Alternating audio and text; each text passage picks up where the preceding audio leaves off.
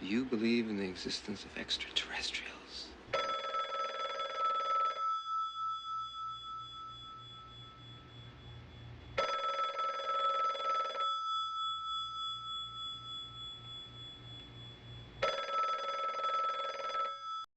Hello, Susan.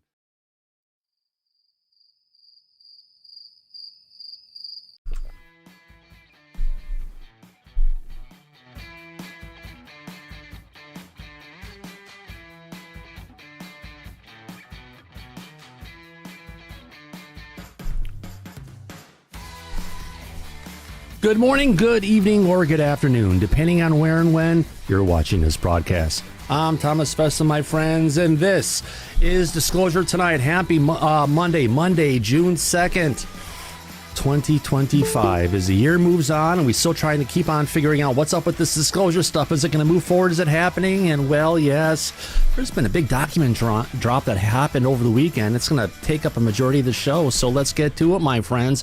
Let's see who in the heck we have in the back. Let me throw I'll leave it where it is right now. Let me turn the volume down a little bit.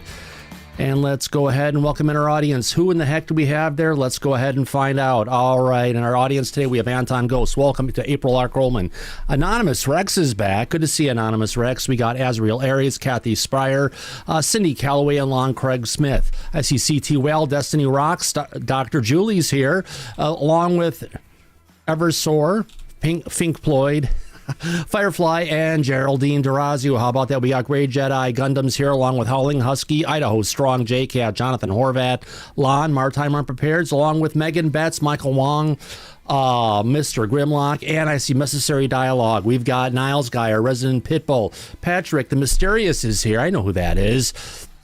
Yeah, Peter Tremulous is here, along with Rodney Cox. We got Rusty Doors, Sam, Sergius K, Shelly Montgomery's back, along with the Chromosome Cowboy, Truck and Pawpaw, Vern Dude, and Yankee 58, along with Yellow Tommy Tanker, also known with Andy. As Andy.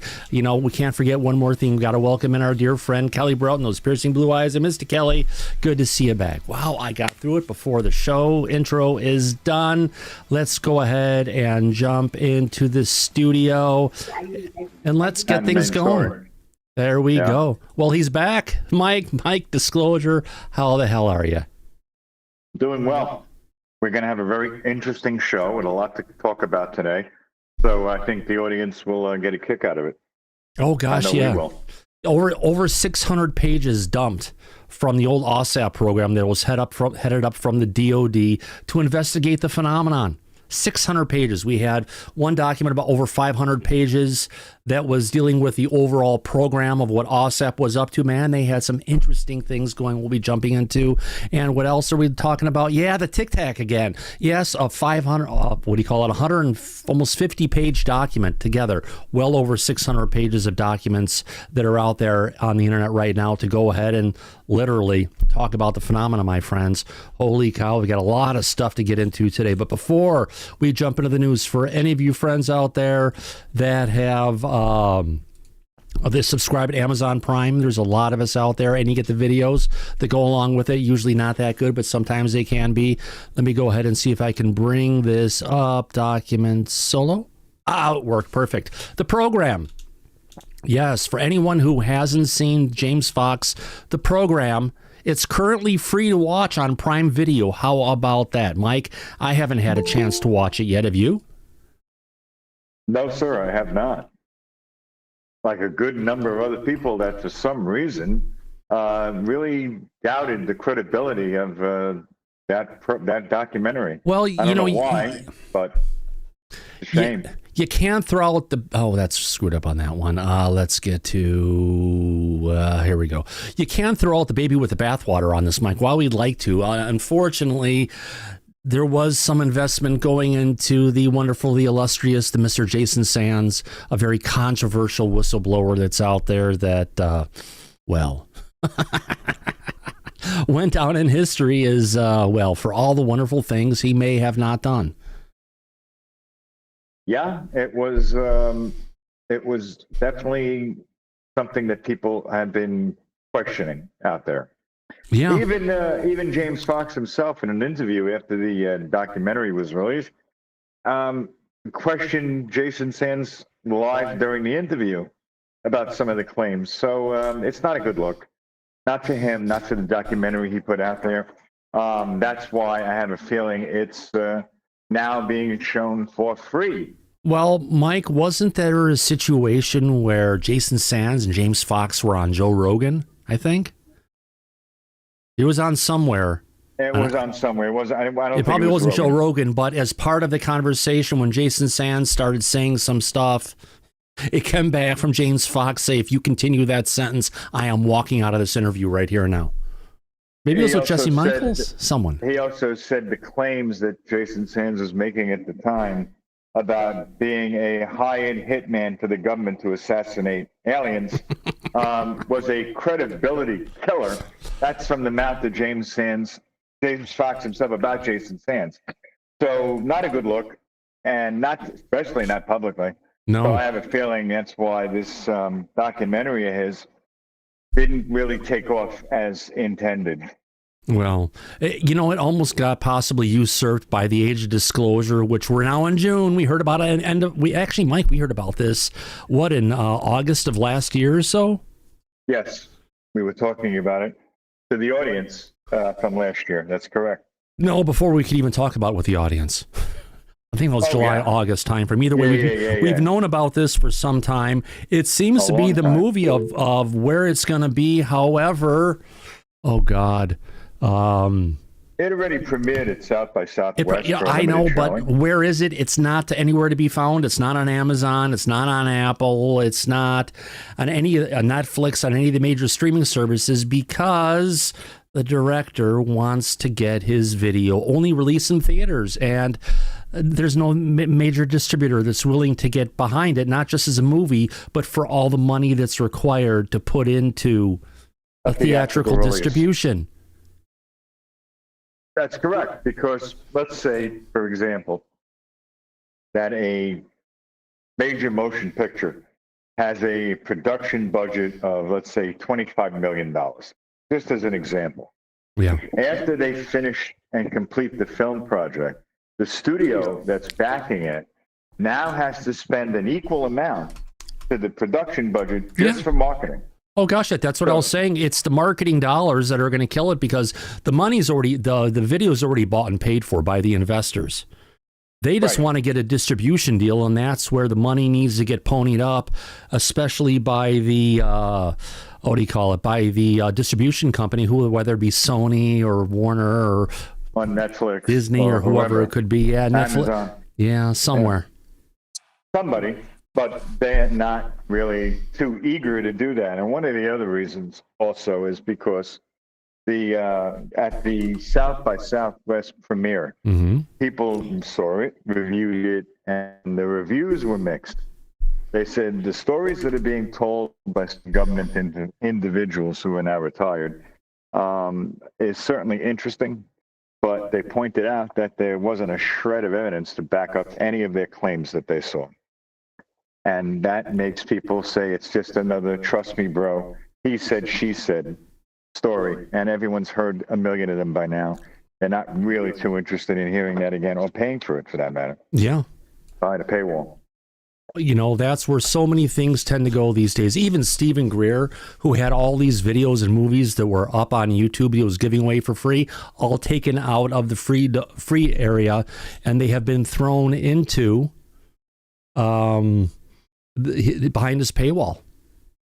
It's the age of monetization, I believe, including the monetization of UAP, Mike. We all know that, because we have these new groups coming together like Skywatcher and other companies that are funded by VC, by venture funding, people who are looking to go ahead and invest, not just to bring out the truth. No, they want to find technology like Skywatcher has and potentially use that and create platforms like Skywatcher has to go ahead and sell it to our Department of Defense, because we're dealing with technologies that are inspired by the non-human intelligence.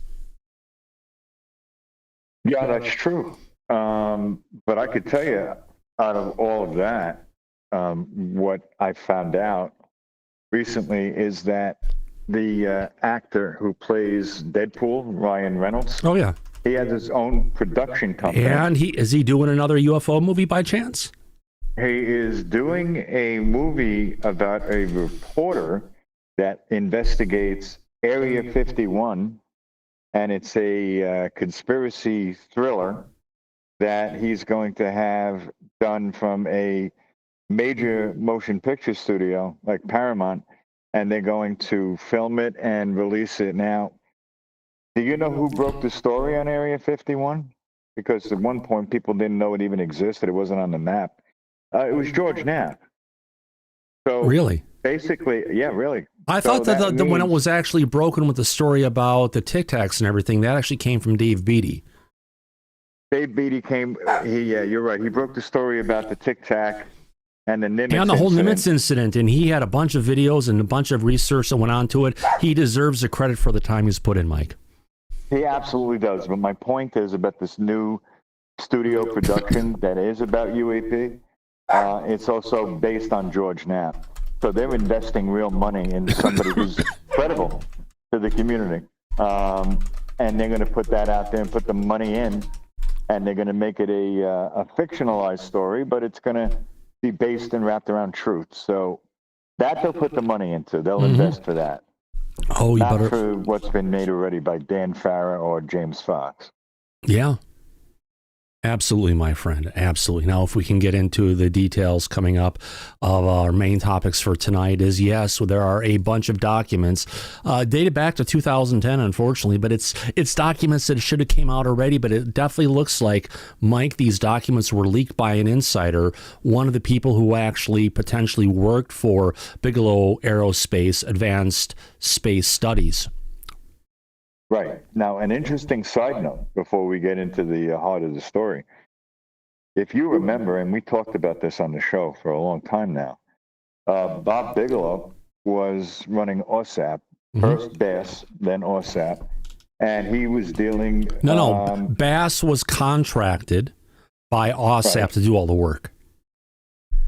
Right. Yeah. And they were trying to turn it into... Harry Reid wanted to turn it into a special access program. Right. And that application was denied. There was pushback. And they didn't want to give Bigelow the ability to have a special access program because he was also planning on getting crash retrieval material from Lockheed.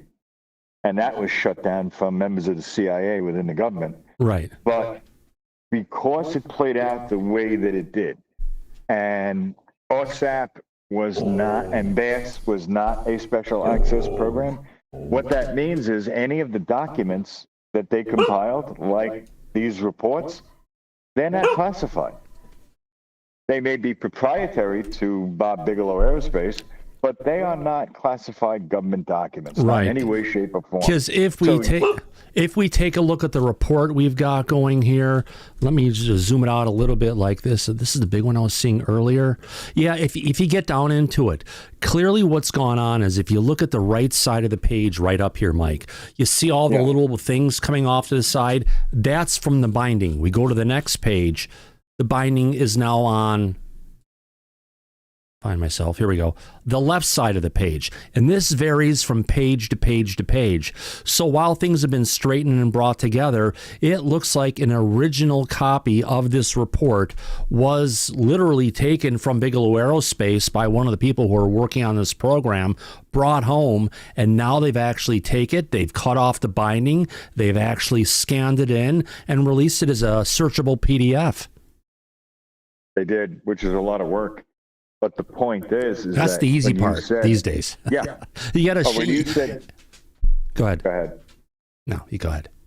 I was just going to say when you said that they should have released this a long time ago, but a simple fact that none of this information is classified, they could have released it. I don't know why they didn't choose to do it on their own. Well, I don't think I don't think it's being held back particularly by Bob Bigelow, because we all know Bob Bigelow is the guy who's out there and he doesn't give a shit. And, you know, he says the humanity has a right to know this stuff. And I don't think it would have been pushed back. It could have been Bob bringing it out, but Bob wants this information to come out. There would probably have been, I'd love to see the contracts that were executed by Bigelow and actually put in here that probably said all work product that's created, like this 10-month report, actually is the property and work product paid for by OSAP at that time, the Department of Defense. So while we look at the documents at the top where it says this information is proprietary and cannot be disseminated or used without prior consent from the operating manager at BAASS. Well, the thing of the matter is, it's not just that. That's when the document was put together. This document is literally a document bought and paid for by the military. Right. So why, if it wasn't classified, did it have to take a leaker in 2025 to get this information out publicly? Well, supposedly Bigelow should have just dropped it. Yeah, put it out. But at least we're getting some insights as to potentially why it may have been canceled. There was actually a incentive to put together to bring a full remote viewing program in play under Hal Putoff, Mike. Yeah, well, there's no surprise or shock there, is there, Thomas? Well, no, not really. Let's see if there's another one in here. And there was another one. Let me see what page this is on. Sorry if I'm scrolling through this pretty quick, that they have in here. Project Campus, page 203. Let's get that's to a good it. one. Yeah, Project Campus is a really interested one. Let me do this here while I'm bringing this up. I want to go ahead. I put the link for the TIC in the chat already. I want to go ahead and also put the link to this document. Copy link. Let me get it here. I want to put this in the chat so anyone who wants to get a copy of this can get a copy of it. All right. So here's a link in the chat, everybody. This is the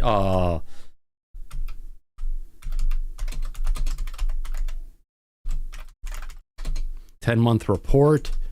And this is 10-month report. All right. There we go. I've shared that in the chat as well. Let's get into it. So we're talking about page 203, Project Campus. This is really interesting. This was about literally not control. This, I guess would this be control disclosure, Mike? Because it sounds like what they're trying to do. This is just something maybe catastrophic, what they're trying to do.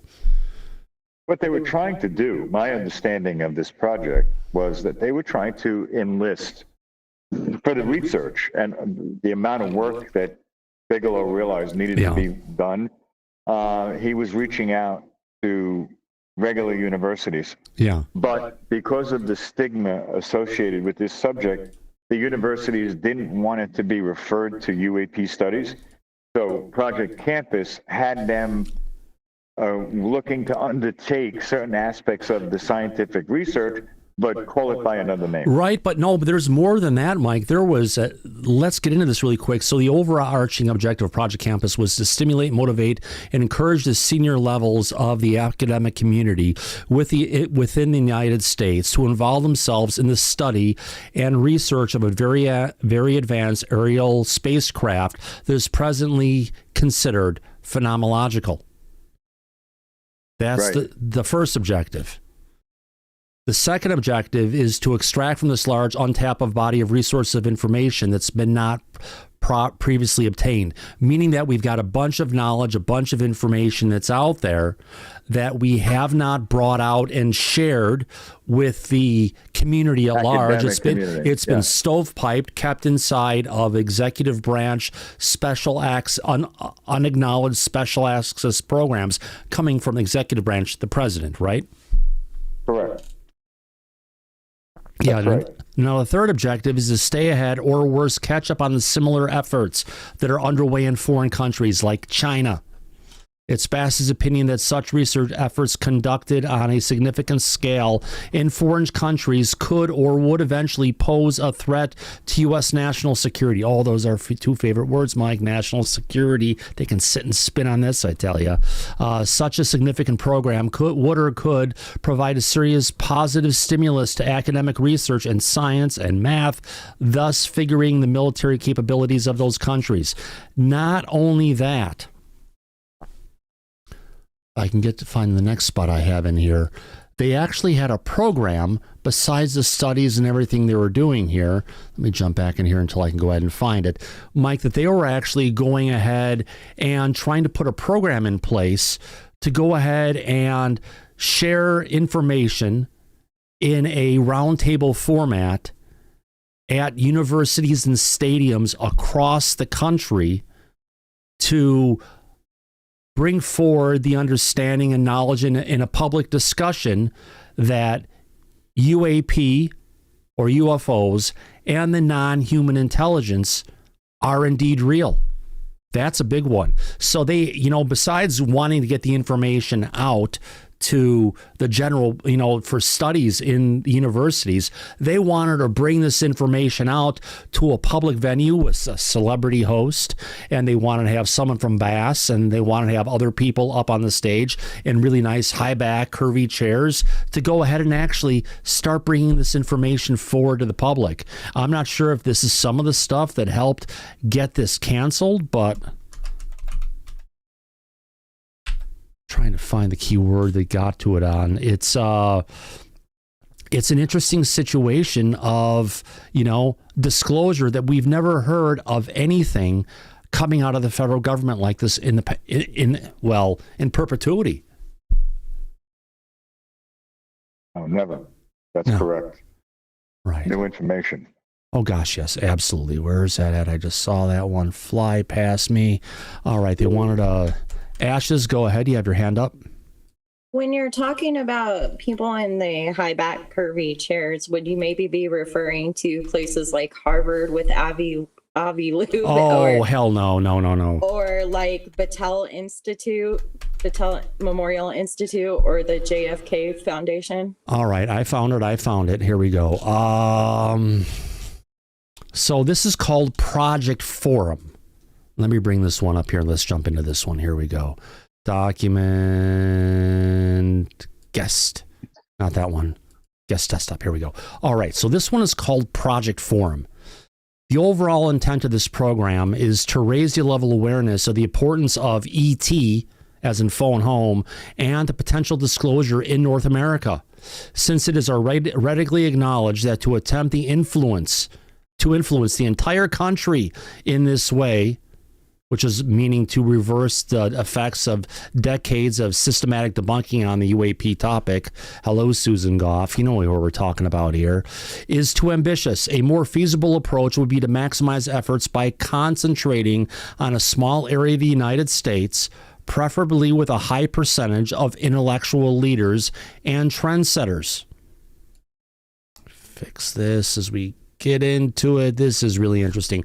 California is the acknowledged bellwether state where trends and fashions are created, where thought leadership is considered at the forefront. The state has hundreds of universities and community college campuses with 220,000 students at that time in the University of California system, and 450,000 in the California State University system, and a further 2.6 million annual enrollment in the California Community College system.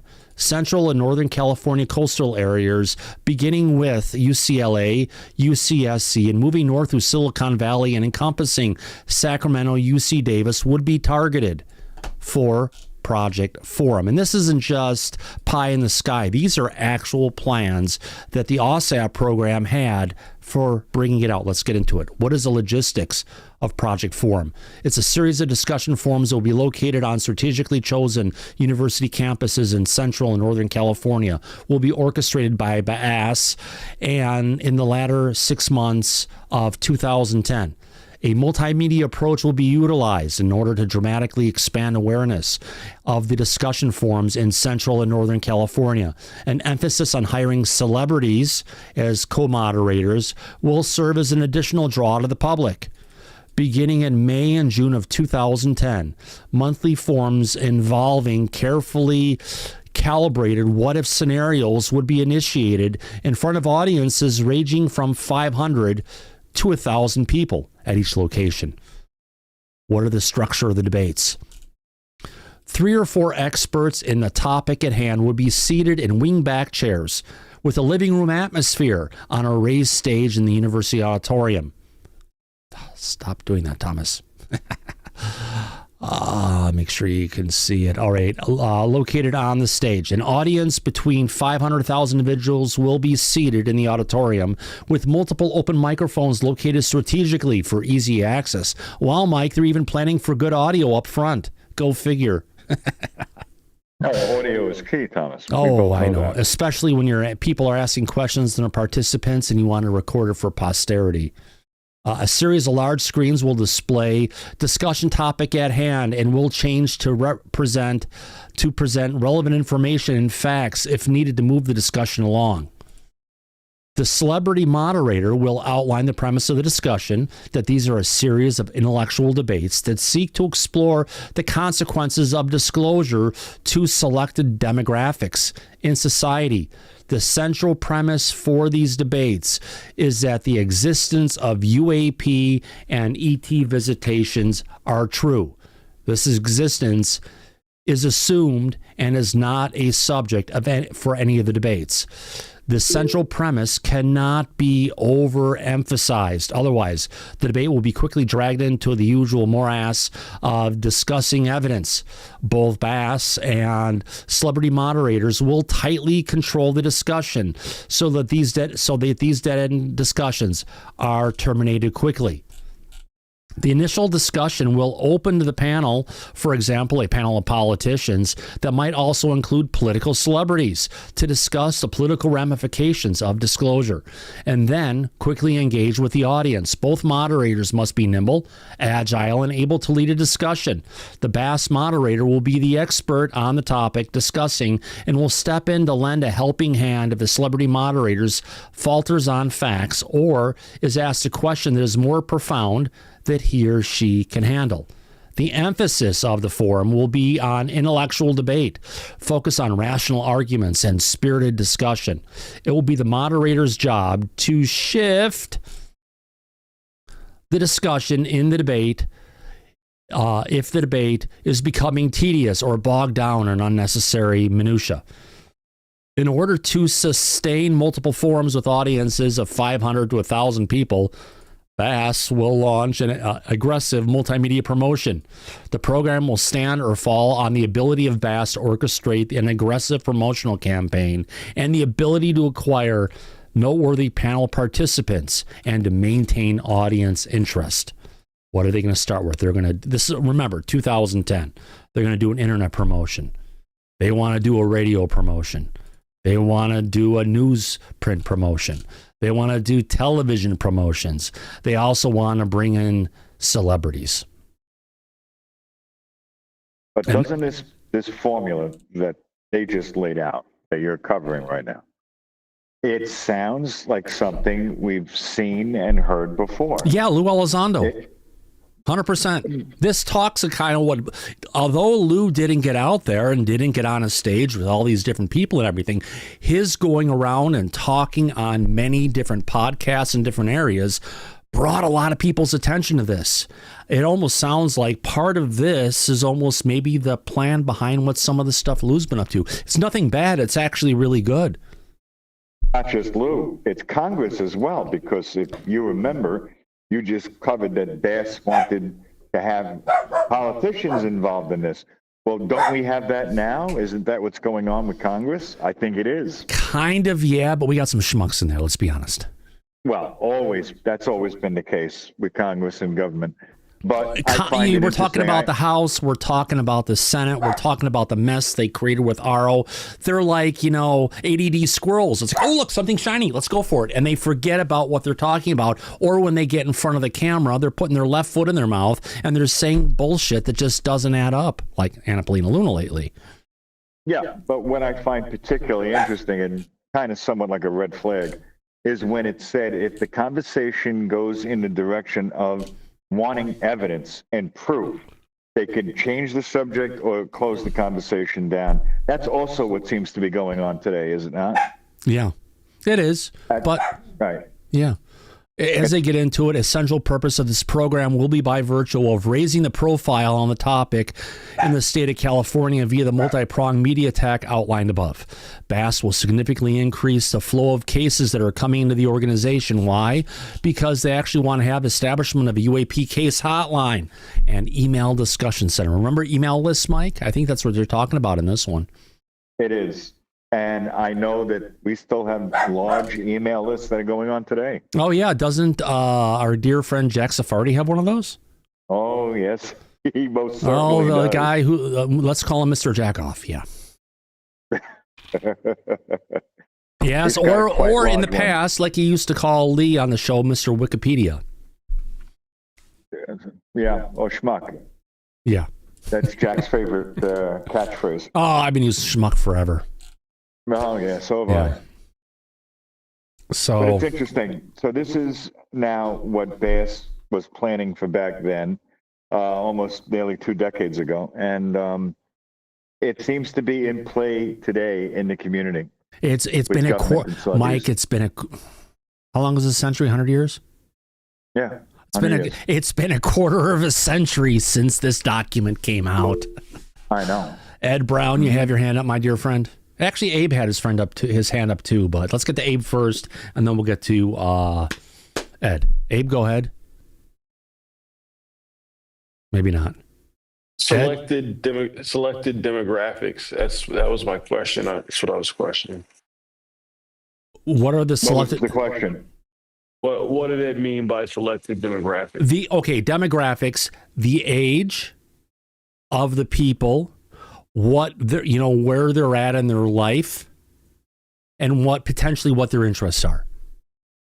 Demographics. Okay. It breaks down age, race, color, education, field of study, interests. Those are demographics for people.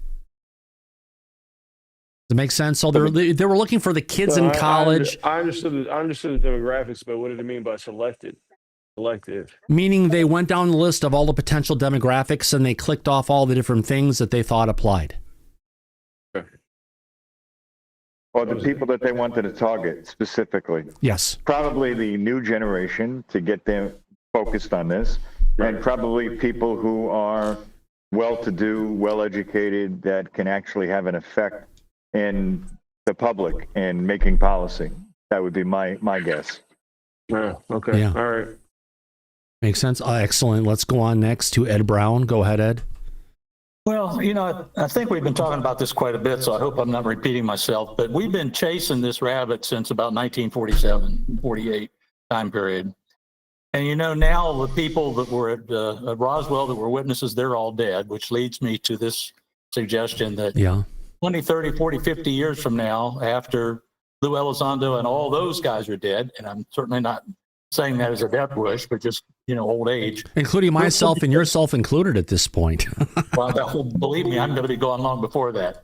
But this whole thing is going to be another case of we lost another generation of people that could have said something, and I would venture to say that a lot of the stuff that Lou very carefully defends that he can't talk about because it's under agreements that do not allow him to release it. It's that, but it's also he won't talk about stuff even if he could because he's concerned about national security. And national security is the key, Ed, that keeps all of this from coming out because anything in regards to the UFO, even bringing out the information about a washer that may have fallen off or a piece of metal and acknowledging it opens up a Pandora's box for the federal government that they cannot shut down.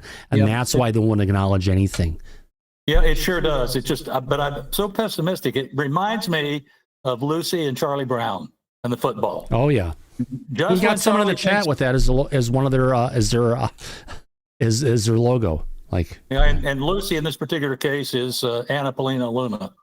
Yeah. So I don't know. I don't want to sound too pessimistic because I find it humorous and I also find it very interesting to talk about. But I just don't see the government opening up, and when we finally lose faith in Arrow, they'll come up with a new organization, a new name, a new acronym, and they'll say, well, this is the one that's going to tell us something. But Well, we keep on getting them, but every single time we've been getting things since OSAP, it's been, we're not going to tell you anything, and we're going to work hard at doing that. Firefly, there you go, Lucy in the football, and he's asking the question, where's the summoning and landings? Yeah, something that Skywatcher said they could do easily, but apparently not so easily because it hasn't happened yet, at least on video. yeah, so anyway, we'll keep chasing it, but I don't think we're going to catch it. It will be released when the NHI want it released. Yeah, which could be now. I think honestly, they know humans promised them by this particular date, we would have already known about them and what's coming our way and what's going to be happening. Whether it's a big ship to get some of the humans off the planet and there's going to be a global catastrophe that could wipe out all humans again and it'll take them off, put them back on again. Not sure what it is, but there's something big potentially heading our way that I've even had channeling on, whether I asked for it or not, and I will never do it again because the last time I did it alone and I don't want to have that happen again. But yes, there is something big coming our way and it's going to go on. Whatever it is, the non-human intelligence wants to kind of help us out to a degree so we can get to the other side. Whatever's going to be in between to get to the other side of something, I don't know, and that's going to be, well, an eye-opening event for everybody. As in September 2026, possibly? Oh, whenever it is. Yeah, you're right. You're right. But it's interesting to talk about, and it's interesting to get these little tidbits, but we're not moving that ball forward right now. It's been kind of slow and moving forward. Oh, gosh, yes. And oh, my God, I didn't even realize this. Mike, you know, we actually have someone's name in here. Let's go ahead and bring it up. Interview guest, desktop. Here we go. And there's a section on page 152, warp drive, dark energy, and the manipulation of extra dimensions. That actually sounds like a topic on interdimensional technology. Well, not just I'm talking on a game show. So either way, Jeopardy. Look at this. We actually have the guy's name, where he's at, and his phone number. Someone's got to give him a call. He's down in Houston, Texas. Ed, have you ever thought about calling Richard A. Obusi? It has not popped into my thought pattern recently. You never know. Oh, my God, Mike, look at this. We actually have Eric Davis's phone number in Austin, Texas. 2009. Oh, doesn't he still own Earth Tech International? He does. Is that the main number for Earth Tech? It looks like a real number. Hal Goodall owns that. He worked for Hal there. It looks like it's a direct phone number, actually. Oh, very nice. Yeah, we'll have to explore that and see what comes up. Yeah, we'll have to make some calls and see who answers the other line. Absolutely. Oh, yeah. So, yeah, their minds are all over on this. Let me go ahead and get back into the guest, and let me get into we got a summary here that Mike had put together over on X on this. Where did that go? All right. So, talking in general about the BAASS files. This 2010 report was leaked. It was funded by U.S. intelligence in the DOD. I believe the DIA, right, Mike? Defense Intelligence Agency, right. Correct. Yeah. It details, this is a black budget operation that was far beyond what was publicly known, even in still till today when we're going over this thing. This document has not been discussed before on our live streams. This is something we're trying to cover in detail because the information deserves to come out, but here's why they didn't want it out. Number one, there was a medical surveillance program they had in place where BAASS deployed a full medical team to analyze neurological injuries, radiation like burns, and psychological trauma in UAP witnesses. This wasn't folklore. It was structured biophysical data collection. Kind of like the stuff that Gary Nolan talked about one time and he hasn't talked about for years, where he said he was dealing with the brain scans of people who had close encounters with a non-human intelligence craft, and they had something. There was an upgrade in their Claude Pudeman. Yes. And this is like they consider this the seat of consciousness, and there was a noted difference in energy in this area and a lot more things going on that normally would happen. And the only place they've ever seen this was in people who were exposed.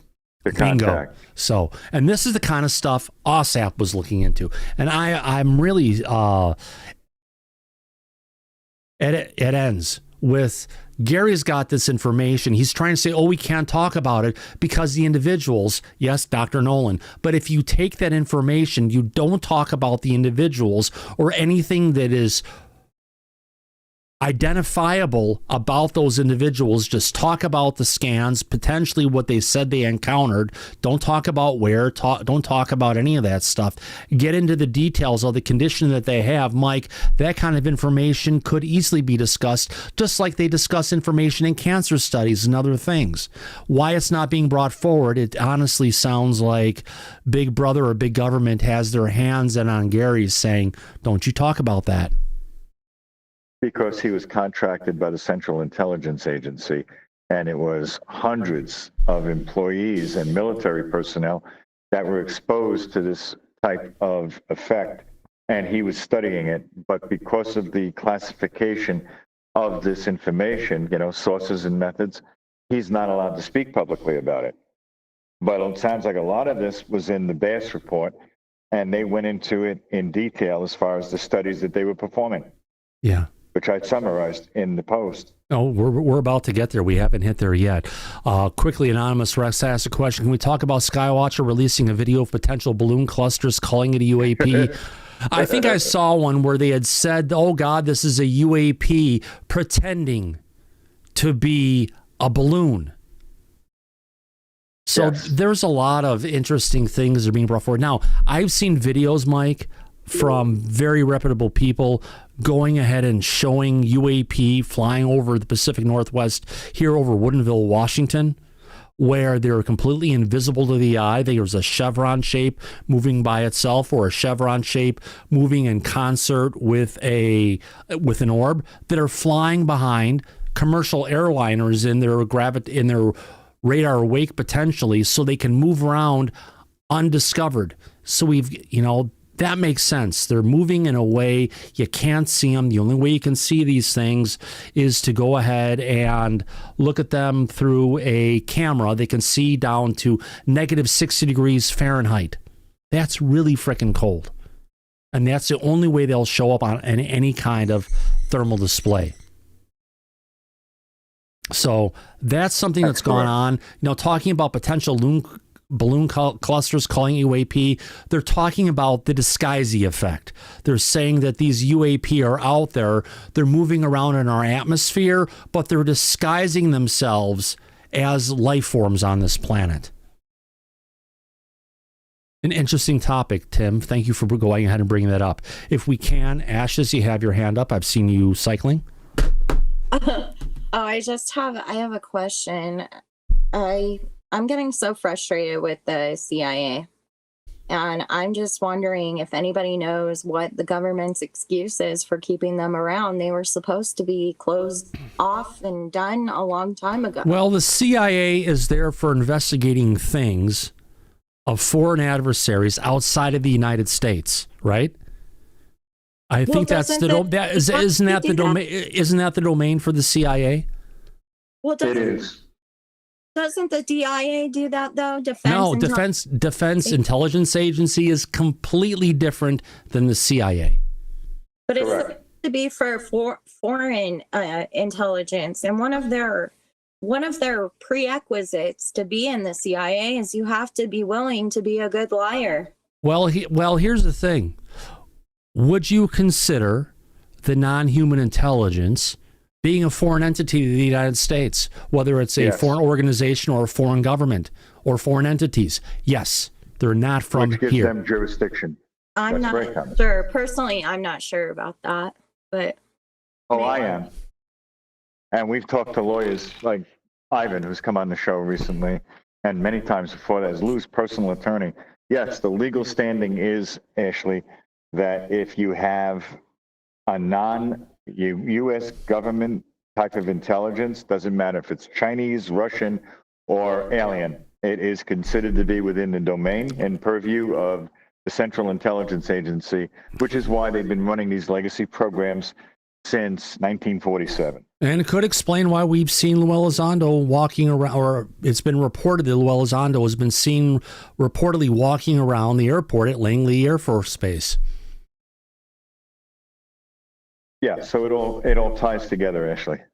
There is a connection.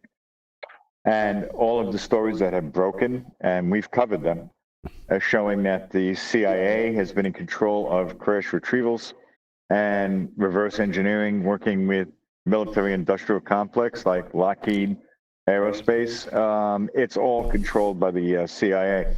The Area 51 Nellis Air Force Base was originally designed and put on in Nevada by the Central Intelligence Agency. The Air Force did the work for them, but it was a CIA covert operation that put 51 on the map. That's right, so man. They've had their hand in this the entire time, Ashley. That's where the funding comes from, all that black budget money. I know that. I'm just not agreeing. Well, just with- dig into the details. Check out the charter for the CIA. You'll see what it's about. Mm-hmm. Yeah. I'm just frustrated. I feel like there needs to be some poetic justice involved. Listen, you're not the only one. We covered recently with the hearings that have taken place on the John F. Kennedy assassination. President Kennedy felt the same way that you do. That's why he proposed on completely removing and disbanding, breaking up the CIA. Yeah, he said something to the effect of the CIA being scattered to the wind like a bunch of leaves. Yes. So, but we see how it turned out for him on November 22nd, 1963 in Dallas, Texas. Didn't have a good end. So this has been something going on for a very long time now, Ashley. Yeah. It You're just not the only seems one. like every time that we get close to disclosure or get close to having all of the files declassified like we should, it always comes down to CIA. And No, it's well, it's not just CIA. It's an orchestrated operation by the whole of the federal government or the deep state, however we want to call it. It's not just the CIA. We have other areas that are equally pushing back. You're right. It's not just the CIA, but the CIA does have a huge participation rate. Yeah, they are one of the players, but they're not the orchestrator. The orchestrator would be the executive branch, the National Security Council, more importantly, the unacknowledged special access programs that are directly run out of the White House. And in that, Immaculate Constellation was the one that came out publicly, Ashley. and again, in that particular case, like the Immaculate Constellation, if it is a presidential unacknowledged special access program, the Gang of Eight does not know it. We're talking about the Gang of Four, which is the leader of the House, the minority leader of the House, the leader of the Senate, the minority leader of the Senate. That's it. Those would be the only ones who would actually be read in. What about the president?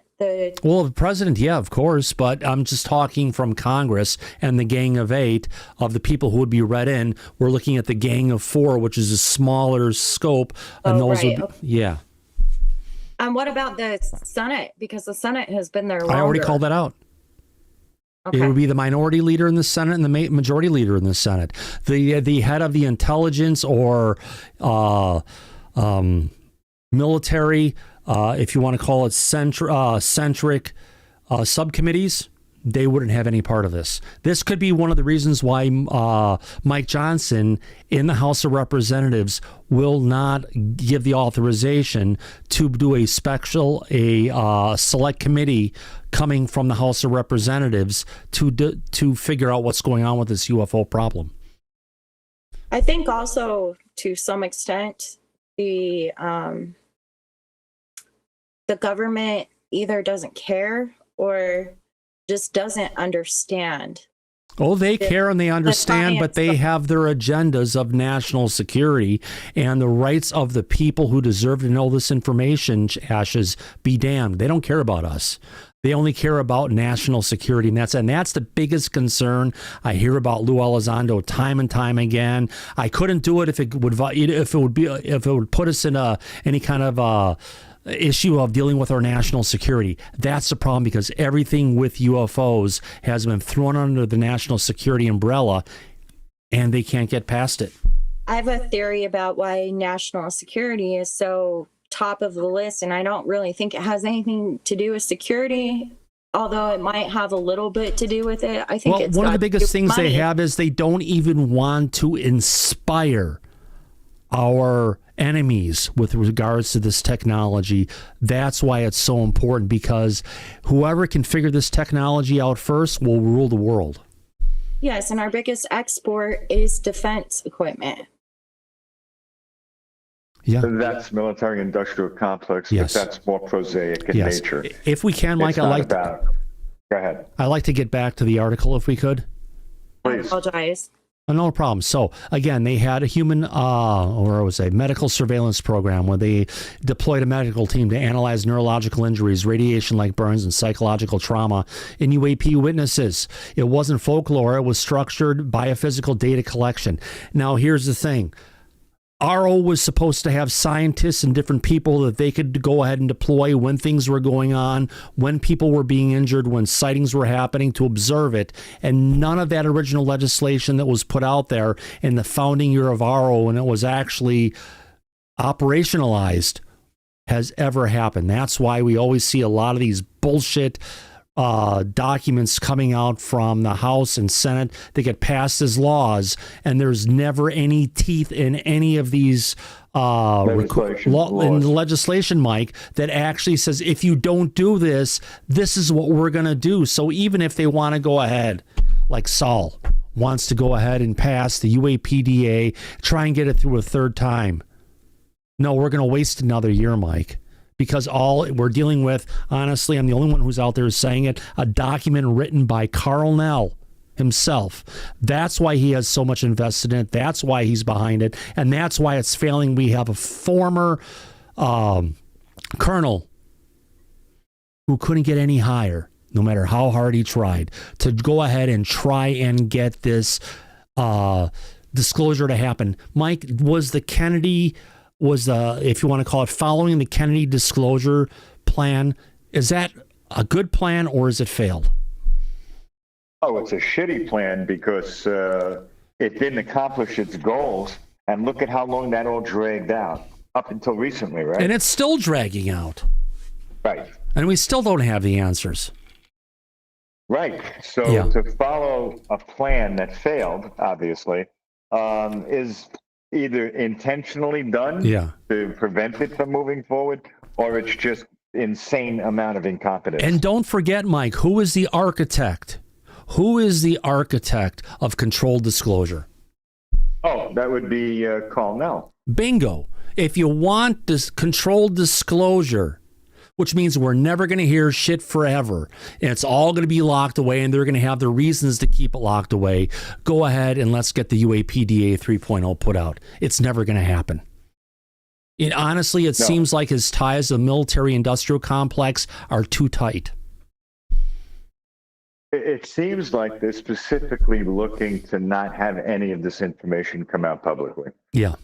Unfortunately, it's like a roadblock, an obstacle. Yeah. All right. Not by accident. No, it's not, is it, my friend? No. Actually, we've got Ed Brown has his hand up again. Go ahead, Ed. Well, just a quick question, Thomas. Then, if we assume that Lou, in fact, does know this stuff and won't release it because of national security, what is your speculation or Mike's speculation on what that would be? Well, I could tell you what some of the motivation behind the scenes in government is based on, as far as why this has been dealt with in the manner that it has for 80 years or longer. Because if you remember, according to David Grush, there was a crash retrieval in 1933 in Magenta, Italy. So this predates 1947 Roswell event. This has been something going on for a very long time, and they did not want this to come out. And my understanding is that back in 1980, when President Reagan was elected, he had put together a roundtable of academic scientists from all over the country, and they were posed the question: that he wanted them to statistically put together the math and the numbers to determine that if UAP and NHI were ever disclosed publicly, what would their analysis of that pro and con, and which one would win in discussing it or not discussing it. And what they all came up with after reviewing the information and the data is that there were some things that they considered to be pro for making this information public, but the reasons to not have it come out publicly, the con, far outweighed the pro. So that meant that the government, or at least under Reagan, confirmed that they couldn't release this information even if they wanted to. It would really be too severe of an impact to the public, or at least that's what the academics felt. And we've heard this before. That was my question, is what is your guess as to what that is? Oh, what is it? Well, I could tell you that the government also in the 1950s, after the Second World War, after the Korean conflict, they also ran not one, but several studies about disclosure to the public. And what the results of those different studies were, and they cost millions of dollars, by the way, back in 1950 time. So it's in the 50s. They determined that they felt very strongly it would be a huge disruption to the general population because they have strong religious beliefs. This would it would affect religion. It would affect the financial markets. It would affect the local and national national governments. It would affect religion, if I haven't said that already. And you know, every single part of the different groups, they had a large group of people. They all split apart into different groups, and they all came back with a negative score, meaning that disclosing the truth to people would be a negative impact on society. Now, looking back at that today, I believe it was Hal Puthoff was part of this. He came out and said that if you look at this stuff today, where we're at, and I would look at it, I would go ahead and come back with positive rather than negative at this point in time, because disclosure is so important. Because it's no longer as stigmatized as it was back then. But if you ask Susan Goff and all the different hacks on Twitter and X and everywhere else where they're out there going ahead and trying to debunk this stuff and just, they're serial deniers, Mike. Oh, there always will be, Thomas. That's just human nature. You can't change that. That's always been the case and will probably continue to be for some time to come.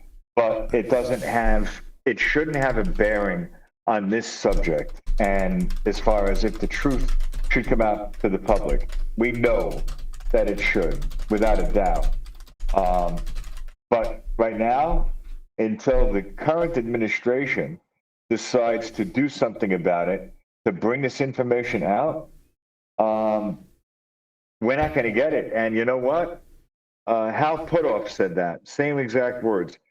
Disclosure is only going to come from the top down, and it's going to have to come directly out of the White House, the executive branch, like everything that you've made points about for years now, Thomas. Yep. He agreed with you. You're right. Mike, I brought up that question, but I don't know the answer to it, and I think you just hit on a key point, too. We talked about, what was it, a couple of days ago, Nixon being afraid of getting too close to doing what Kennedy was trying to do. Every president, I think, has been troubled with this idea, what's going to happen to me if I release this information? And that may be why we're not hearing anything out of the president right now. Well, it's funny you bring that up. Thomas and I have talked about this privately and publicly on the show quite often lately. We know the promises that were made in the campaign to get the current president elected. And he addressed this topic specifically on more than one occasion and made sure that if he was voted into office, we would get the truth on many things. And that would happen from day one. Well, what are we? We're 5 months in now? Yeah, 5 months in. And we haven't gotten anything close to what he promised we would get as far as this is concerned. He actually, it seems like, did a 180-degree reversal on his initial campaign promises. Why is that? That's a good question, because unlike most politicians that usually spend their adult life in politics and are either on one side of the aisle or the other, and they are career politicians, this administration doesn't quite fall into that category. So we were hoping, Thomas and I, that because of that, the truth might come out. Now, And there that is was a the chance that the truth still could come out. They've just got a lot of things that are of a higher priority for them to bring the truth out, because we've heard that this is a priority. It was actually delegated down to Tulsi Gabbard to bring out the truth. But the part of the issue is there's a lot of things going on in the world and our own country at this point in time. Yeah, there's a lot of prosaic issues that have to be addressed. But that still doesn't excuse the fact that we haven't seen, you and I, any direct movement from this administration in ways that they could have done already and failed to do so. It's disheartening, frustrating, and it makes us question if the truth is ever really going to come out. Yeah. Or it's just so bad. I mean, that was one of the things that RFK Jr. said when he was running for office. He said, yeah, I'd be happy to go ahead and bring this information about UFOs out if we possibly could. But if the information is so bad or so whatever it is, then I would be unable to go ahead and do it. You know, we've heard that from many people, you know, potentially run for office and become president, that they get in there, they learn about it, and it's, what's the word Lou Elizondo uses all the time? Somber. Yes, sir. Yes. And then when he was asked, well, what do you mean by somber? And then he went into the soliloquy about, well, what if we weren't the top of the food chain? What if everything that you thought you were taught as a child about the world you live in and the way things are, what if you found that it wasn't true? What if you're living in a nightmare and you can't wake up? So that would be somber for everybody. And it's pretty brutal if that's in fact the case as far as what's going on. Yeah. Yeah.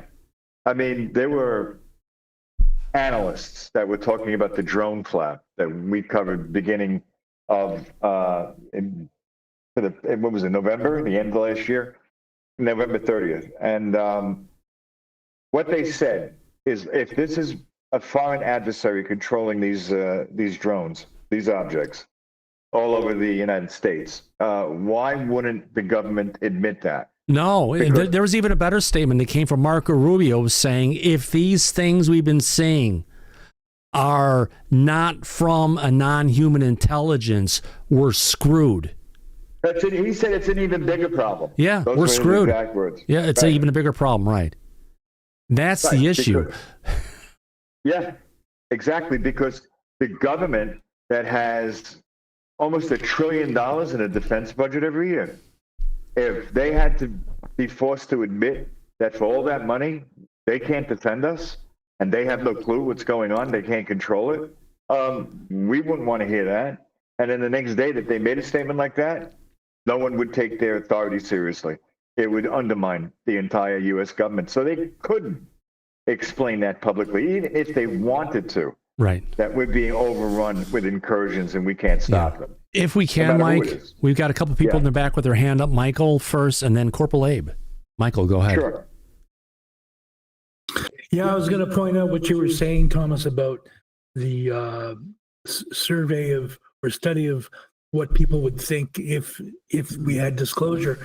The other thing is, and you're right. I mean, today you would get a different result, I'm sure, but you also would get a different result globally. So you might have one nation like Brazil that's mostly Catholic, being very, becoming very unstable because of disclosure, as opposed to the States. Right. And what it could come down to, you could have particular religions that go one way or the other on this, and some declare an infidel, some go ahead and say, okay, this is what we're dealing with in the whole bit. And it just comes down to it is, I think we need to go ahead and recognize this threat as a, not as a society, as the human race.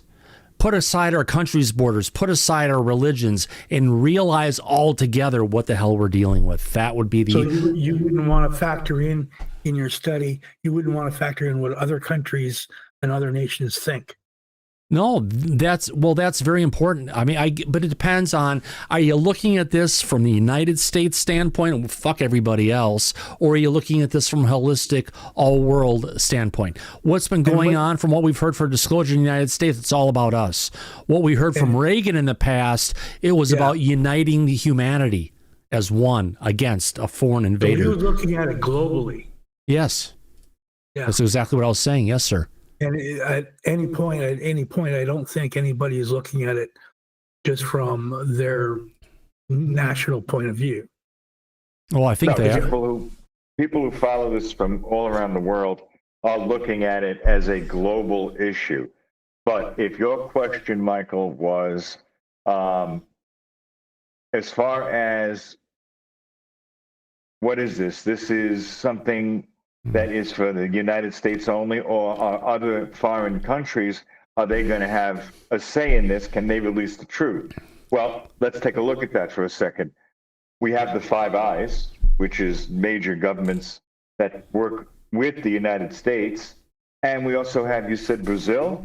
Well, if you remember when in 1996 in Regina, Brazil, they had that incident that James Fox covered, what happened when that vehicle crashed? No, we had a U.S. Air Force transport plane landing on the tarmac shortly after it. So any major government is, of course, going to answer to the United States. The United States calls the shots because we protect mostly of the other countries. But is in the BAASS documents they're talking about, they're concerned that it's not just the United States who's trying to find an answer. We have other world powers like Russia and China and others to a degree who are trying to figure this stuff out, and they could be leading the race if we don't play our cards right. Well, David Grush testified publicly and said, we are in a Cold War with our foreign adversaries trying to reverse engineer and get technology from these crash retrievals. So we know that already. That's been going on decades. So if we have a Cold War going on, that would be a major reason just to shut up your mouth and not say a damn word about UFOs. That's why everything about UFOs, Michael, is likely classified under the matter of national security. Remember, the day after Roswell, the National Security Act was delivered and passed by the House and Senate and signed by the president. The day after Roswell. And that's just not a coincidence. Right. They don't want the truth coming out. It's got to be that good. So we're all on the same page. Yeah, probably better than 10-foot spiders, though. Let's be thankful for that, but it could be a hell of a lot worse. I don't like spiders either. Taking people and alive and spitting them up and still alive and taking them back. And it's nasty stuff, especially when there's 10-foot tall and they've got all these eyes looking at you all at the same time. So are you a big fan of the Hobbit? Oh, that's just one. Imagine there's millions of those things coming out of the ground all at once. Yeah.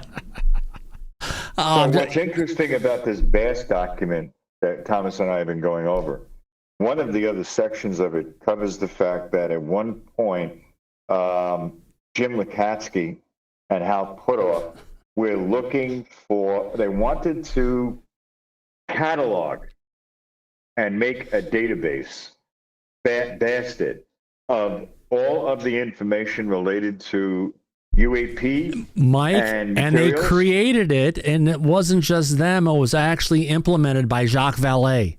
And they have the actual table information for that database and the document. It's very interesting for the kind of stuff they were protecting. And I could think potentially that would be the really killer to go ahead and drop that one on the internet. So the other comment I had, Thomas, was the 140-page BAASS document that you gave the link for. Yeah. I quickly went through it, and most of it, 80% or more, is all technical. Yeah, of course And it is. It has mathematical equations that are way above my head. I'll Oh tell yeah, you. way above my pay grade too. You look at the stuff and get into it, but you look at it, they're coming at a lot of these analytical things and trying to figure it out based on the knowledge of physics that we have today and trying to put it together back in 2010. I see a lot of things on there that are kind of questionable. It's really good math and science they're putting into it, but the truth of the matter is we're dealing with a range of physics and particles and quantum, etc., that goes beyond the biggest imagination that could come from any one of our And no matter scientists. how much they know about physics, they still land up speculating on some stuff. If we know about physics, we know, this is a full glass. We know about a molecule in this glass of the true information of what makes this stuff work. And that's our problem. Scientists look at stuff and say, oh, yeah, Albuquerque warp drive and all these other things they want to put it in because it's something they know, something they're familiar with. But you just have to be approaching a lot of this stuff with the concept of, okay, this is well beyond us. We don't know shit about it. Let's sit down and figure it out. Right. Now, the point that I was making as well about what came out in this document is the fact that when they wanted to make an inventory of the crash retrieval materials, they knew that they had to reach out to Los Alamos National Laboratories, which is covered under the 1954 Atomic Energy Act, which makes all of this information above top secret. It cannot be under atomic secrets. You can't release publicly or request anything to do with this. And it seems that BAASS found out that this material is housed at the Department Los of Energy. Alamos. How long have I been talking about the Department of Energy being the place where it's hidden? As long as I've had this freaking live stream. Right. And it has been confirmed with this BAASS document. So you were right, Thomas. Yeah. And that's where they're hiding the goodies, like George Knapp likes to say. Aerospace companies figure out materials, other stuff for the craft, energy systems, the generation of energy, the use of energy, all that stuff. That's DOE's territory 100%. And they would never walk away and give that out to anybody. They wouldn't trust anybody, Mike. Oh, of course not. Because this technology is even greater than the atomic nuclear technology that they've been safeguarding. Yeah. And they know it. Yeah. So does the government. Well, they don't want it out. So, Corporal Abe, you have your hand up, and then I want to get back to this document, which we're only a part way through, but... We may have to continue it on the next show. Oh, you better... Well, there's more than enough stuff to cover on the next show, and probably enough for a week or two, Mike. I know. Abe, your hand has been up for a while. You've been very patient. Yeah, I just want to go back to the Cold War comment about David Grush and about some of this document, which sounds like threats. And if there's a threat, why isn't it being treated at the level of the threat of the Cold War? Is the government severely lying, or is David Grush severely lying? Well, there's an interesting article about this that came out today that basically Christopher Sharp is talking about the non-human intelligence for once getting into it, and he proposed something we've been saying on the show for a long time, Mike, that this isn't our planet. Right. They've been here since humanity has been here, and they have likely had their hand in the creation of humankind, which means, guys, if you want to see an alien hybrid, go look in the mirror. Seriously, I've said that too many times to even count, but that's where it's coming from, Abe. Okay. Yeah. How do you feel about that? Pretty simple. Would you align with that? Does it make sense? Sounds like a threat. It sounds like a threat. But anything from the military is a threat. A thunderstorm is a threat. A sunny day is a threat to a degree because of the heat. It can go ahead and do the tarmac. A flight of seagulls or geese would be a threat of varying sizes, or a flock of European or African swallows. We have instructions on how to deal with all those things. I know, but all of them have been clarified and classified by the military as threats, and that's how they see anything. What is the threat level on what we're dealing with? Does that make sense? And it's not being treated at the level of the Cold War.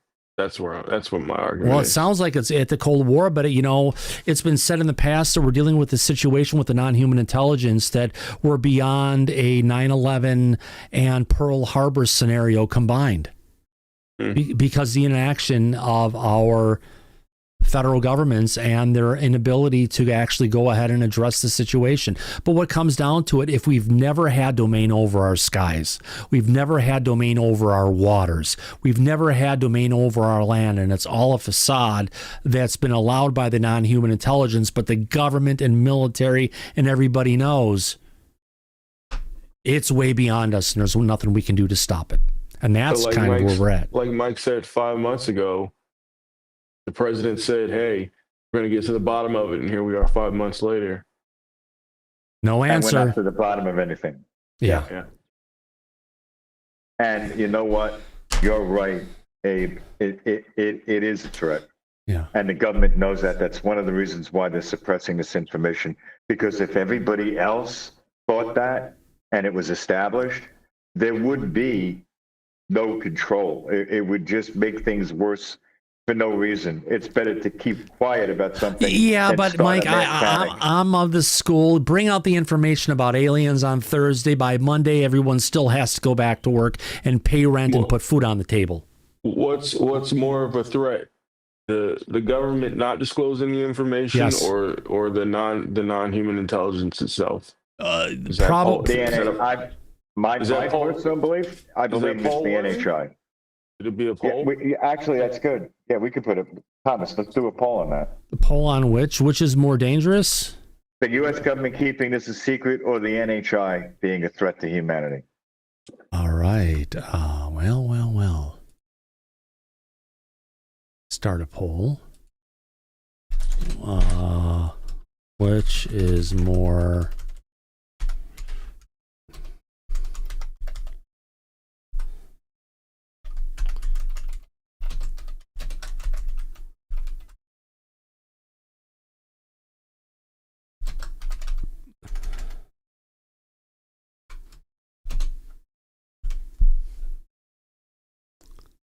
All right, we got a poll going here. Let me go ahead and get our sound effects up where it's at.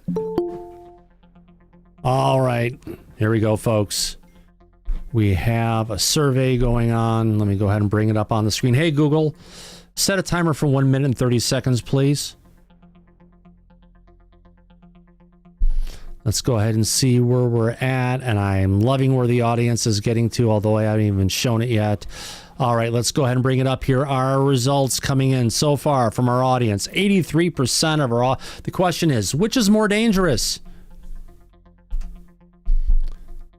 Government UFO cover-up or the NHI? Outstandingly, 83% of our audience, Mike, and Corporal Abe is saying the government UFO cover-up is more dangerous than the NHI themselves. With just about 30 seconds to go. Hey, Google, set a timer for 30 seconds. I thought I set the timer before. 30 seconds. Let's see where audience goes. We got 79 votes in with about 400 people still watching the show. If you're watching, this is your chance to go ahead and vote. Let us know what you think. But Mike, I don't think this number is going to change much at all. No, not at all. If anything, it's going up. Yeah, Lou explained it. He said that if we were to be faced with this threat and the public wasn't prepared and it was showed up and there was nothing we could do about it, that would be worse than what happened in 9/11. Yep. He said it's definitely something that the government should be letting people be aware of. Yeah. The cover-up is not good to help us prepare. And come in. Go ahead, David. Be aware, but I just don't think that the government lying, which we're all used to as a global people, is more of a threat than the NHI, which we don't have enough information Well, it's about. the government UFO cover-up. The people think the information being hidden from us is worse than the actual NHI and potentially what they could be. I guess it comes down to a difference from people who see things from a potential military aspect to see people who how they see things from a civilian aspect. I get that, but it was a good poll. Thanks for Yeah, absolutely. Wonderful. All right, let's get back to figure out where the hell I was just at. Ashes, go ahead. Will I find that document? Here we go. Comment on the poll. Yeah. I voted for the government UFO cover-up just because I think that it's important for us to know, to prepare. But if people want to be stupid and go panic buy and create chaos, that's on them. But the rest of us who have been ready for an emergency situation, we're already prepared. So I don't think it's something that we need to worry too much about. I would just say, like, to make sure that you have your P's and Q's in order. Like, Yeah. if it is going to be detrimental, if the NHI are going to be attacking us or whatever, we need to be sure that we said what we needed to say, the people that we love, and just do everything that we need to put your closure to it and stop farting around. And not all aliens are love and light. There are some nasty things that we're potentially aware of. So know that there is the yin and the yang. The best way I could put it. Absolutely. There's good and bad in everything. There's good and bad in the government. But again, with the non-human intelligence, these things may not be good nor bad. They are so different than us. That's why we call them alien. Right, and just like humans, and we may go ahead and put the emotions are good or evil or love or whatever it is, but it's nothing to that because they are so different from us. Yeah, and I understand that, and I do believe that like some of the NHI is AI, and what they do is they mimic emotion, so it's not necessarily the exact same as us. Where do you get that one from? It's just a theory that I have. Cool. And I know that like DARPA has been doing projects for a long time, and I know that these drones that shot random things. How do we know the consciousness isn't artificial intelligence? That we're just a biological computer? We don't. I mean, there's no way to prove or disprove that. So theories and speculation, that's why shows like this are a good thing to do, because we can sit here and we can have respectful debates and everything is a hypothesis or speculation until it's proven otherwise. Absolutely. You can't prove either way. Absolutely. Mike, let's get back to this document if we could. Talking about human effects research protocols. This is what BAASS wanted to do. Subject actually was doing. Subjects were monitored for brain anomalies, blood changes, long-term exposure markers like the immune system. These protocols resembled classified military-grade health assessments, not civilian science, meaning they wanted to dive deep and figure out what's going on with those that have been exposed and engaged with a UAP or the non-human intelligence. Also, they built a classified UAP data warehouse. This is actually put together by what's his name? Aerospace. No, not Bigelow Aerospace, but it was put together by Jacques Vallée. He built a secure database, was built to store government-provided reports and materials. BAASS was operating as a de facto UAP intelligence node with encryption and access controls years before ARO, which has been orchestrating the cover-up, ever existed. They also had Skinwalker Ranch. Beyond public lore, the report describes they had cloaked entities only visible in infrared, physical objects displaced by unseen human forces. They had animals that were refusing to enter certain locations.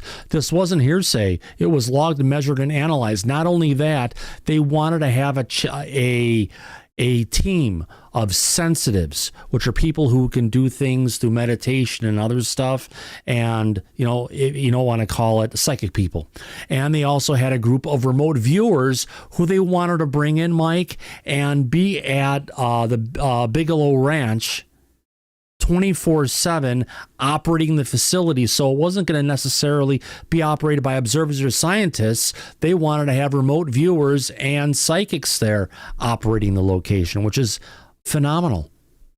People they felt might be sensitive to this could detect it, pick it up. Right. People who can link in, people who can go ahead and connect with the non-human intelligence in different forms of meditation, putting your mind in different waves and being able to connect on a different level, whether it's quantum or not.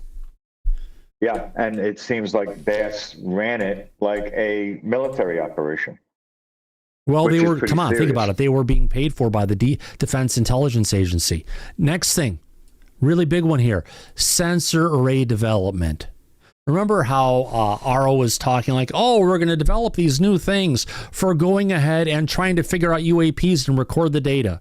Remember, we had Avi Loeb waste millions of dollars on the Galileo project, on these observation sites and equipment that came back and gave us absolutely no results. What did they do back in 2010? They built modular detection systems that dealt with magnetic fields, RF, thermal imaging, fed into a central analytic core. This wasn't ghost hunting. It was military adjacent intelligence, surveillance, and reconnaissance. And Mike, they got answers. They got results. Unlike a lot of the stuff that's going on today, we're still trying to reproduce it today, but clearly 25 years ago, was it 25 or 15 years ago, Bigelow Aerospace was doing it. What else were they working on? They're looking into metamaterials, Mike, because they had samples of crash craft. The report hints at materials analysis of unknown origin, phrasing like novel alloys and non-terrestrial composition. They're talking about is the atomic structure on these particular objects, Mike, that was put together in a way where they were built literally by atom, sheet by sheet by sheet. And even Hal Puthoff earlier this year came out and talked about this, where they were talking about they attempted to go ahead and recreate some of these samples that they had, but then when they were putting down the material of one layer at a time and they were building it up, they were getting delamination, which means the layers were breaking apart. And that's where they came back and started saying this stuff had been created in zero gravity, not just by an advanced process. The stuff was also created in zero gravity. If we can, Greg O'Brien, my friend, your hand is up. Greg, starts with a G, ends with a G. There's a reg in there somewhere.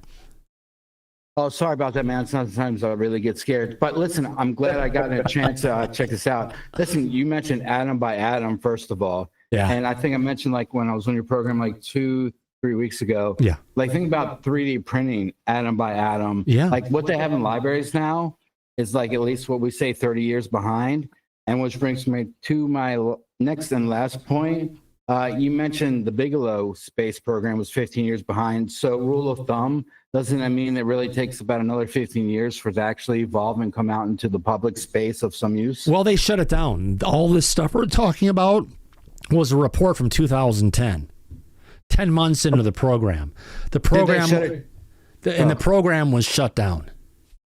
Shut down because of why? Because they didn't want it to be like any kind of like information top heavy. Because there, as described by Lakatsky in the past, or James Lakatsky, who was the person who head up OSAP, that the Pentagon was run by a bunch of people from the religious right, and they were equating to what was going on in OSAP and what was being found as dealing with angels and demons. And because of the hard religious pushback, which I think you've delved into it here and there in the past, Greg, about some of the stuff you wanted us to watch, some of that stuff is actually there. Oh, God, where's that group called again you're talking about before, Greg? The Collins Elite. The Collins fucking Elite. Yes. Yeah. And also, oh, sorry, brother, go. No, and it's that this religious faction of Christianity that pushed back at it. My guess is because of fear. Also, like, it brings up a great point. Like in 2017, the same year that breaking article came out, the religious factor, like the head of it, it's like the people you don't know are the most powerful people. The people in headlines, they're all bullshit and like a cover face, but like people like Doug Coe was the actually head of that religious factor. Like every year, he was the one. Every 4 years, he actually hosted the prayer breakfast for every like president that was holding at that time. Man, it's wild. But then he died in 2017.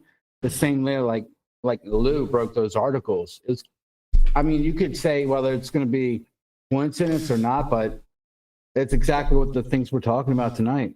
Yeah, it all lines up, and as the more we get facts and different information that aligns with it, Greg, the more we get to see the complete picture of what's been going on. Clearly, it's a cover-up on monumental proportions, if not the biggest cover-up, the biggest scandalous story in the history of our nation. It's one big jigsaw puzzle. Thank you for your time, man. Love you. Well, I thank you. I appreciate it, man. Love you too.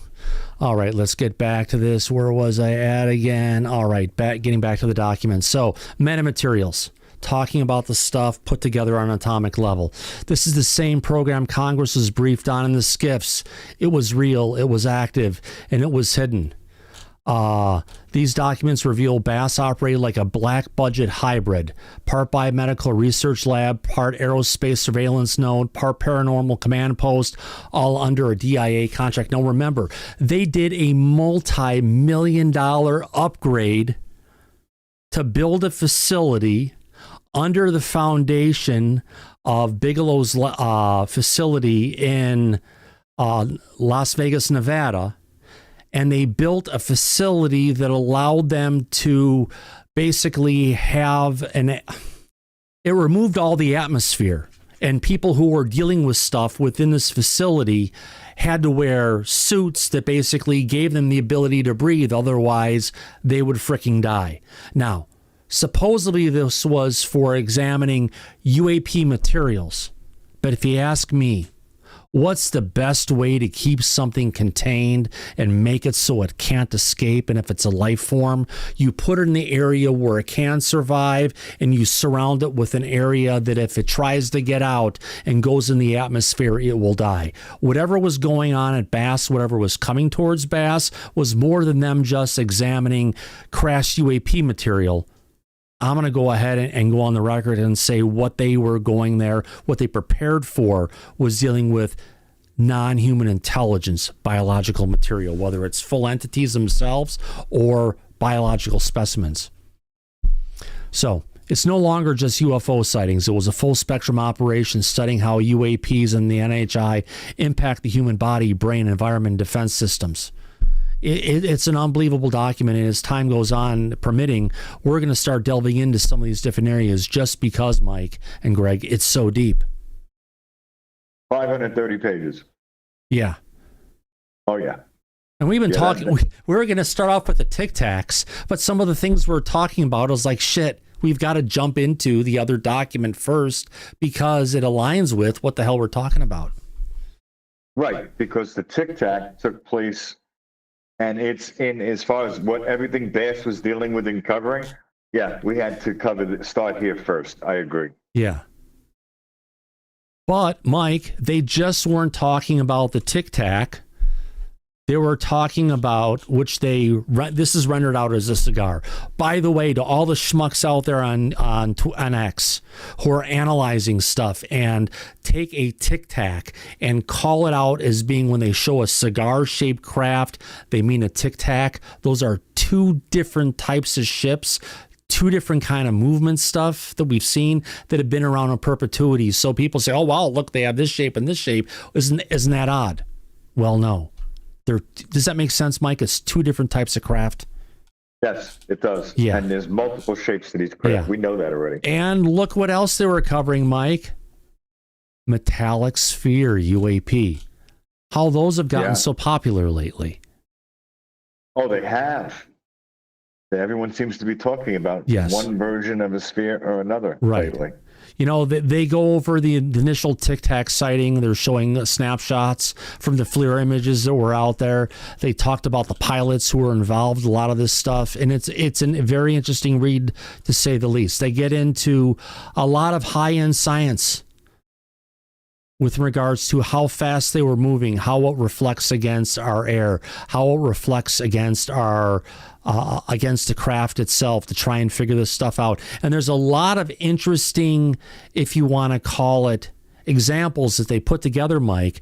But the root of the problem is you've got a craft that can go from 80,000 feet down to 50 feet in a fraction of a second, that's moving in excess of 56,000 miles per hour, that can stop on a dime. Right. Which is physics way beyond anything we understand. Correct. But don't forget, a year and a half ago, for those who love Avi Loeb and love Sean Kirkpatrick, they came out and argued that all of this math, all this understanding about, and even like this document didn't exist, which they had access to. At least Sean Kirkpatrick did. They tried to argue against the TIC, saying it was a visual distortion. It actually didn't happen. And how did Ivy Loeb put it? Oh, yeah, if a craft is moving down from so high in the atmosphere down to 50 feet, it must burst into a fireball.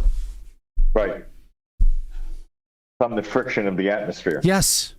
But we're dealing with stuff that doesn't have a friction of the atmosphere. And they even talk about in this document, it doesn't look like the TIC is moving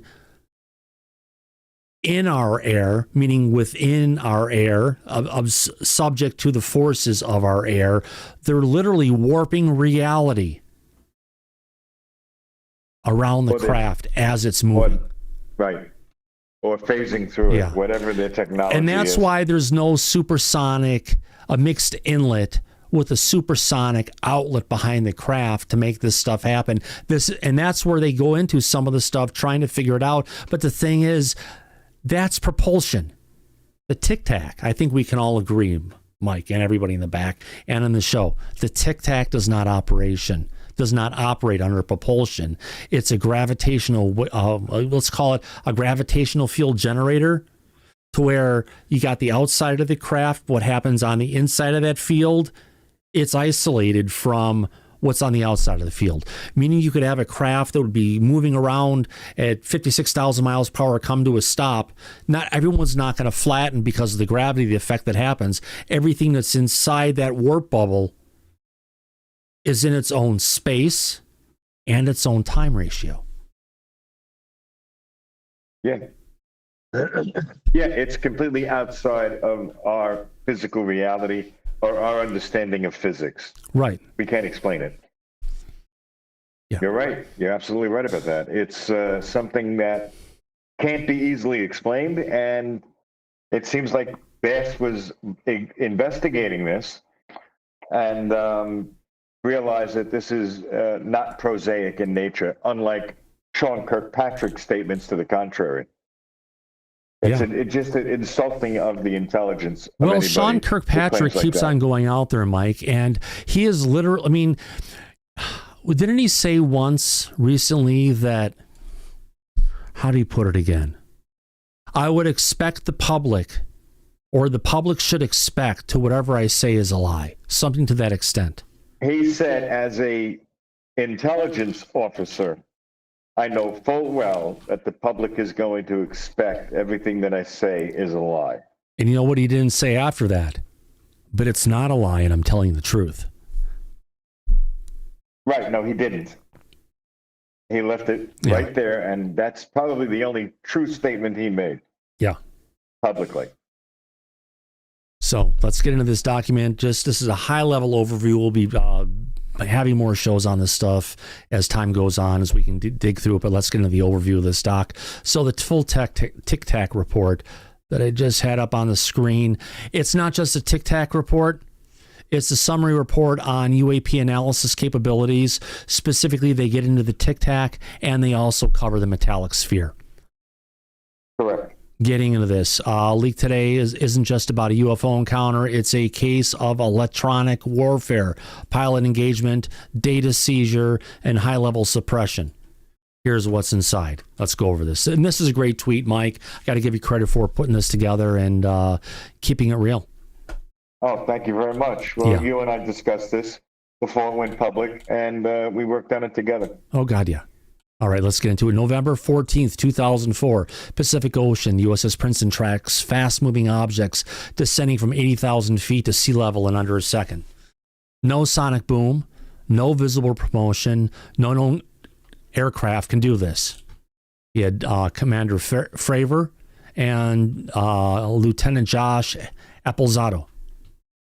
Who also happens to now be Captain Applezato. Yeah. And he's the commander of the Oceana Naval Air Station that the Isn't that the same base, Mike, that back in about a year ago or a year and a half ago when they had the incident at Langley and they had the UFOs coming in at Langley and they shut down the base effectively? Didn't they move all the F-16s or F-22s and F-35s down to Oceana? Yeah, they had to evacuate them out of Langley because they couldn't do anything to deal with the incursions. So they sent them all down to Virginia Beach where Oceana Naval Air Station is. They got to get it out of there because they were afraid that what happened recently with Russia and Ukraine, they didn't want to have the same thing with these planes being taken out. They evacuated them the hell out of there. Right. And then we got Alex Dietrich, of course, and her weapons officer, Jim Slate. All right, now Fravor, of course, it goes through the details of the Tic Tac where Fravor makes visual contact. He sees a smooth oblong white craft, no wings, no rotors, no exhaust. It reacts with intent, mirrors, maneuvers, and then vanishes. Radar systems and they go over the radar systems and sensors that took place. He had no heat or EM signature. Radar lock was impossible. Instantaneous movement. Suspected offensive electronic attack, meaning there was actually stuff coming back through when, basically when you do a radar on something, it gives you an echo coming back. They were actually blocking that and sending something back to us. Mike, I would wonder if that would possibly classify as a message, as a form of communication. We try to go ahead and say, oh no, that's an act of war. But what if they're just trying to use that as a form to communicate to us? I don't know. It's a possibility, but David Fravor had confirmed that it was electronic jamming, which is considered to be I know, an act of war. but it comes down to the observer, right? What is the bias of the observer to look at to ascertain what the intent is, right? The observer is a person who's going to look at everything as a threat, no matter how. And say, oh, they could be doing this because of this or that. But we have to remove that bias and say, okay, we're sending them something. Let's look at what we're sending compared to what they're sending us back. Let's analyze the two, figure out the differences, and see if there's a pattern, see if there's a message in it. So I'm just trying to look at it from, we're interacting with an intelligence. They're doing one thing. We want to think it's a threat because we want to blow everything out of the air. Right? Yeah, but this is also going back in 2004. I don't think those F-18 Super Hornets were carrying advanced communications equipment. No, I know, but no. They got a signal back, and I guarantee 100% they recorded what that signal was. Oh, they did? Yeah, that's what I'm talking. That disappeared. And that's it disappeared into the dark halls of the deep state. Well, we talked about this the other day. There was an E2 Hawkeye that was also part of this. And the data bricks on that were removed, and we were discussing this. Yeah, that's the story I've been telling forever, where I had Aaron Heberlin, or AJ as he was known, when he was on the E2 Hawkeye. He was the aviation technician. He was the one who flew on every one of those flights, and he sat in the back of the plane. So if anything that went wrong with the equipment while it was in flight, it was his job to frickin' fix it and get it running again. And he was the one in the back of the E2 Hawkeye that when the Tic Tac, I think I've got an infographic on this. Let me see if I can find it. I think this will make the conversation a lot more. Oh, Jesus Christ. Let me shrink this down. Give me a second. Let's see if I can find this. Oh, there's so many things. Okay, fun fact. Mike in the chat.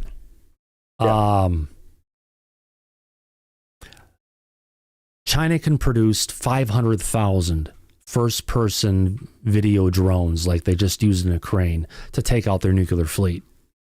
500,000. If they had to turn up the screws to make it, they could easily push it to 700 to 800,000 units a month. That is one heck of a drone army, if you ask me. Well, one wave would be able to theoretically wipe our military aircraft off the tarmac of wherever they're stationed. All of them. Not one or two. All of them. Quick thing, ancient history. I know I'm looking for some stuff here. We'll get to it in a second for the Tic Tac and everything. Okay, there's a buried star map in India that no one's talking about. And it might be 20,000 years old. We're not talking about some vague constellation alignment or astrological chart. I mean a precise architectural layouts carved into the ancient stone that match a sky that is no longer exists. They estimate that it goes down to between 21,000 and 24,000 BC. So what they did is the overall structure, where'd that go, of this particular location from viewed from the sky replicates a star map, and it potentially dates this object to being about 28,000 years old, Mike. Oh my God, really? Yeah. 28,000 years ago, they were Okay, very primitive. 21 to There's no way 24,000. So okay, maybe I'm off. I'm like 26. It's 26,000. That's what the estimates. It doesn't matter. They didn't have access to that kind of information back then. Oh, of course not. Well, we as we think, we keep on forgetting. That's to our knowledge. We have the big catastrophe that comes out, wipes the surface clean, everything resets, and we do it again, and we do it again, and we do it again. All right. Extinction level events. Yep. Yeah, exactly. All right. Oh yeah, about that lawsuit with David Grush. This is a big one, folks. The lawsuit that was with David Grush that was supposedly happening today. Here. Okay.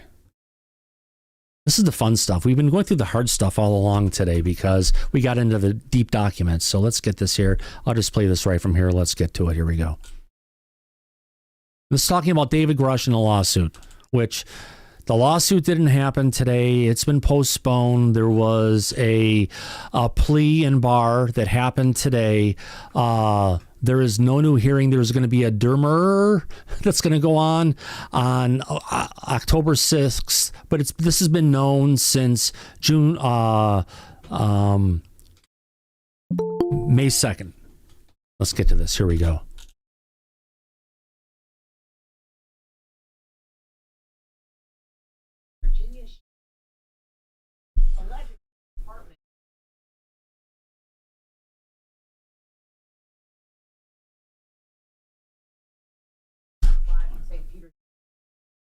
Oh shit, hold on. The audience can't hear that stuff. Hold on.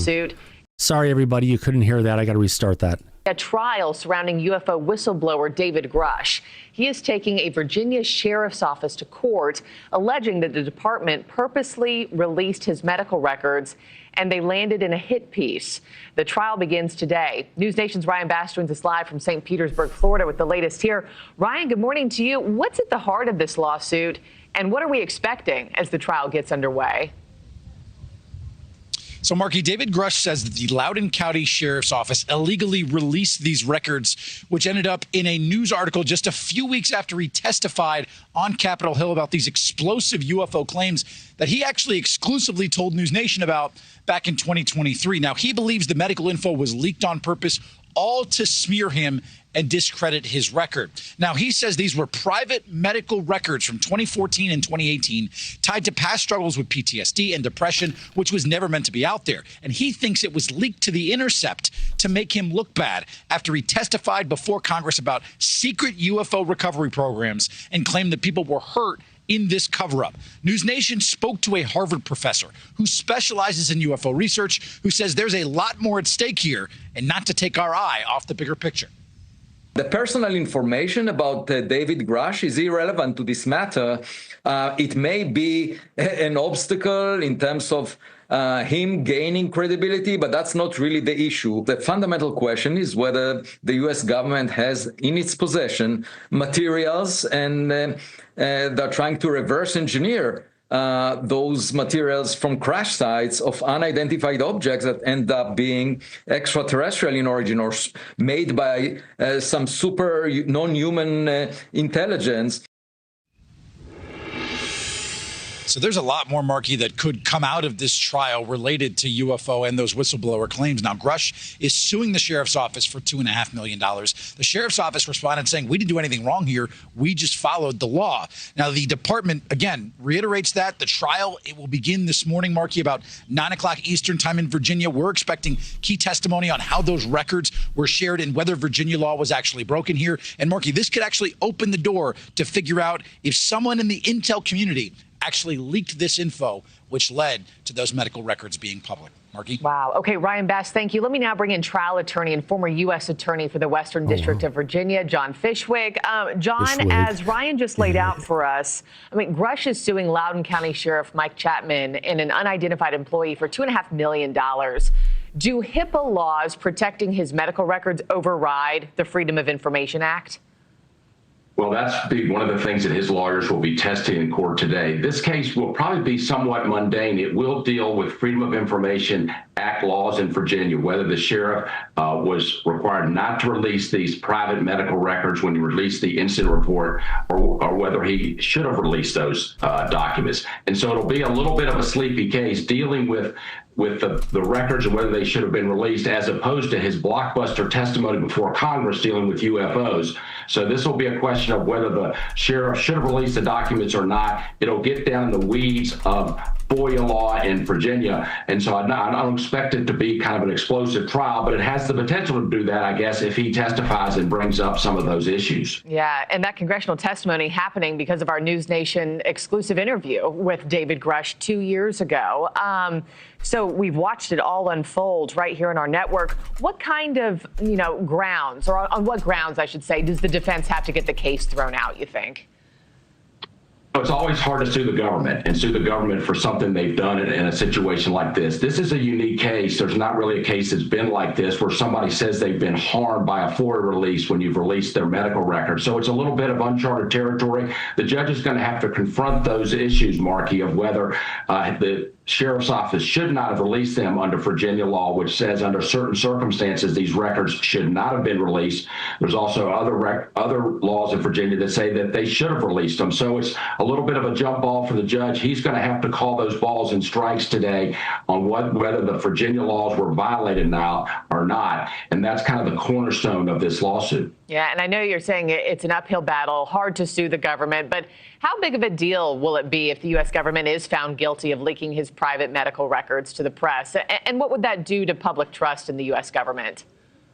Well, if the federal government is behind something like this would certainly be brought up in his whistleblower case. After all, we do want to protect whistleblowers in this country. That's one of the great protections we want to provide them. And so if the federal government, I think, within that case is retaliating against him within that federal whistleblower case, then that will certainly give strength to that case. And then on the flip side of things, if the government is found not guilty, I mean, how might that impact the fight for transparency from people, like Grush and the UFO intelligence community? Yeah. So as relates to the FOIA laws, this will have long-term impact, whether these records should have been released or not. Obviously, other folks, if these records were properly released, will give pause if they're bringing a whistleblower case. So it does have impact on other future cases, the privacy of individuals and what the government's role is in releasing medical records. It's certainly a significant case, and the judge's decision, I think the one thing we can expect is whoever loses is going to appeal. Yeah. A big day ahead, and we'll follow it closely. Wow, interesting story, interesting imagery, my friends. A trial surrounding UFO whistle. Turn that off, Mike. Yeah, I had to go ahead and show that one. It was too important to miss. Now, I was looking for a picture I had here earlier, as I got to bring this thing to a close quickly because I do have to get up at 5 o'clock tomorrow morning. And I was up at 3 o'clock this morning, whether I liked it or not. I want to find that I had a picture that I had gone in. Oh, God, yeah, there are so many. Okay, I'll let the audience see this as I'm going through it. There's nothing bad in my Twitter feed. But let's get to it. Okay. Tons of beautiful pictures. Yeah, we got a story about Christopher Sharp. We have to talking about the non-human intelligence finally and their control over the planet. Lots of Aurora pictures out there. Holy cow. I know I've got a picture here. These are all things that have happened in the last day or so. If you like seeing this stuff, I retweet a lot of the really good pictures that I've seen. All right, here we go. This is the good timeline, Mike, I was looking for, the infographic of the hour. Going ahead and talking about as they call it here, the flying propane tank, but we're talking the TIC. The USS Princeton sees objects on the radar. Gary Voorhees and I believe was it Michael Day confirms the objects are visible. Nimitz confirms they see them in their radar, right? First thing they do is they launch an E-2 Hawkeye to perform a confirmation. And the biggest part that's not coming out, hasn't come out yet, is when they got up there to go ahead and affirm confirmation, there was a tic-tac that appeared right here, right along the side of the E-2 Hawkeye. And they pointed it out to the people. Hey, well, look, we got one out the left side of the craft. And then instantly, it was on the right side of the craft. All when it was doing this, it was all the onboard avionics, electronics were all freaking out. It goes ahead and flies off, goes away, and then as soon as that happens, they get a call in the E-2 Hawkeye to come and land. Now, the story that I've been told is when their plane comes in and lands, they're put into a position to where someone comes in and pulls the data bricks, and they were supposed to remain in this prone position with their hands interlocked or something above their heads. Otherwise, they consider that they can get terminated. Now, they were also forced to go ahead and sign an NDA at that time to go ahead and not reveal information regarding the interaction with the tic-tac.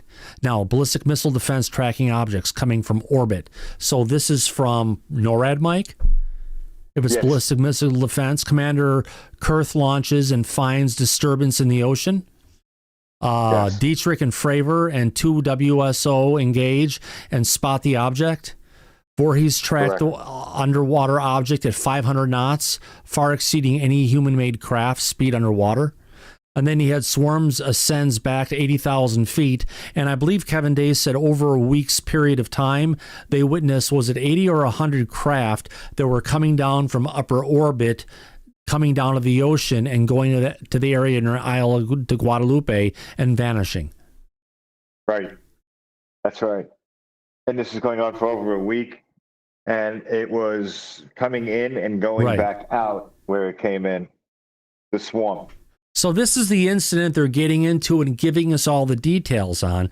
I shared the link earlier in the show. I'll try and find it again and send it. But, this is just some of the stuff that's out there we need to take a look at. But this is a timeline. Now they've got the science that goes along with it. And, remember when Kirkpatrick was asked if there was any information regarding the Tic Tacs or anything? He said, no, the information's not there. It was most likely destroyed. And they had these reports sitting around and they're saying, no, we don't have any information about the Tic Tacs whatsoever. What do you call this document? What do you call this 153 pages that we've been looking at tonight, Mike? Oh, a bullshit artist. Yeah. Which is what he is. Yeah. Self-admitted, yep. So they get into the Tic Tac and they also get into the orbs, which are very prevalent these days, and a lot of people are talking about them.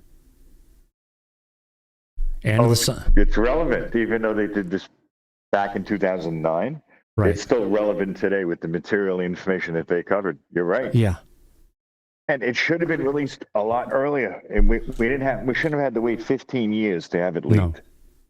And they're even talking about the shapes document. like the cylindrical, which is a giant cigar. And that's not what we have with the Tic Tac. Tic Tac is something completely different. Even here, the triangular boomerangs, this is a chevron shape. This is that's the shape that we've seen over the Pacific Northwest here in the Seattle area, Mike, where these things have been trailing behind commercial airliners by themselves or with an orb. Yeah, that's true. So we've seen videos that indicate that. Oh, 100%. Mm-hmm. Recorded with equipment that can only see down to negative 60 degree Fahrenheit. And, granted it's infrared, it's really long wave infrared, and you can only see it so far. That's how they're able to see some of this stuff. Beyond that, it's not visible to radar, it's not visible to sight, it's not visible to anything unless you use a specific long wave infrared. But if we can, we've got Greg and then Corporal Abe. Okay, go ahead. I'm Right, so go ahead. sorry, guys. Yeah, I'm so sorry, guys. So listen, real quick. Yeah, what you're talking about, I believe Silent Servants calls them either jellyfish or fast movers. But to rewind the story about like 17 minutes ago, Yeah. you guys were talking about the Captain Fravor, the Tic Tac. Yeah. But he mentions the roiling under the water. Right. And you know how many sensors the Navy has, not only at the bottom of the ocean, but in between the surface Right. and mid-level? To me, where's that data? That should prove all. I mean, Yeah, it should. I'm hungry for that stuff. Good man. point. The roiling under the water was something that was a cross. It's rarely talked it about. It was cross shaped. There were Tic Tacs that were flying directly above it, and it was a roiling, emitting bubbles kind of a thing going on. And it was about the size of a 747, I believe. Or a sub. No, they're a 740. No, big cross shape. I guess it might be.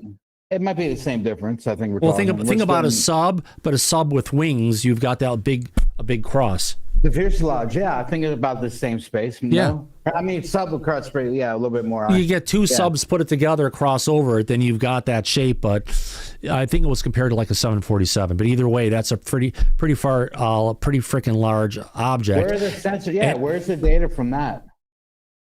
Good point. Well, interestingly enough, the way Commander Fravor had described it when he was over that object that was where the Tic Tac was over the roiling object under the water. He described the Tic Tac as like a pinball in a pinball machine. It was moving back and forth in a short distance at a very high rate of speed. It was almost like he was watching a video in real time. That's how the characteristics of the Tic Tac were when he stumbled across it. Above that, because it's moving back and forth with locations. It's not moving from one location to the other, and if you want to call it, having arcs and angles and everything. This was something that had more 90-degree angles. Like a pinball, you'd see something going ahead, and let's get in here.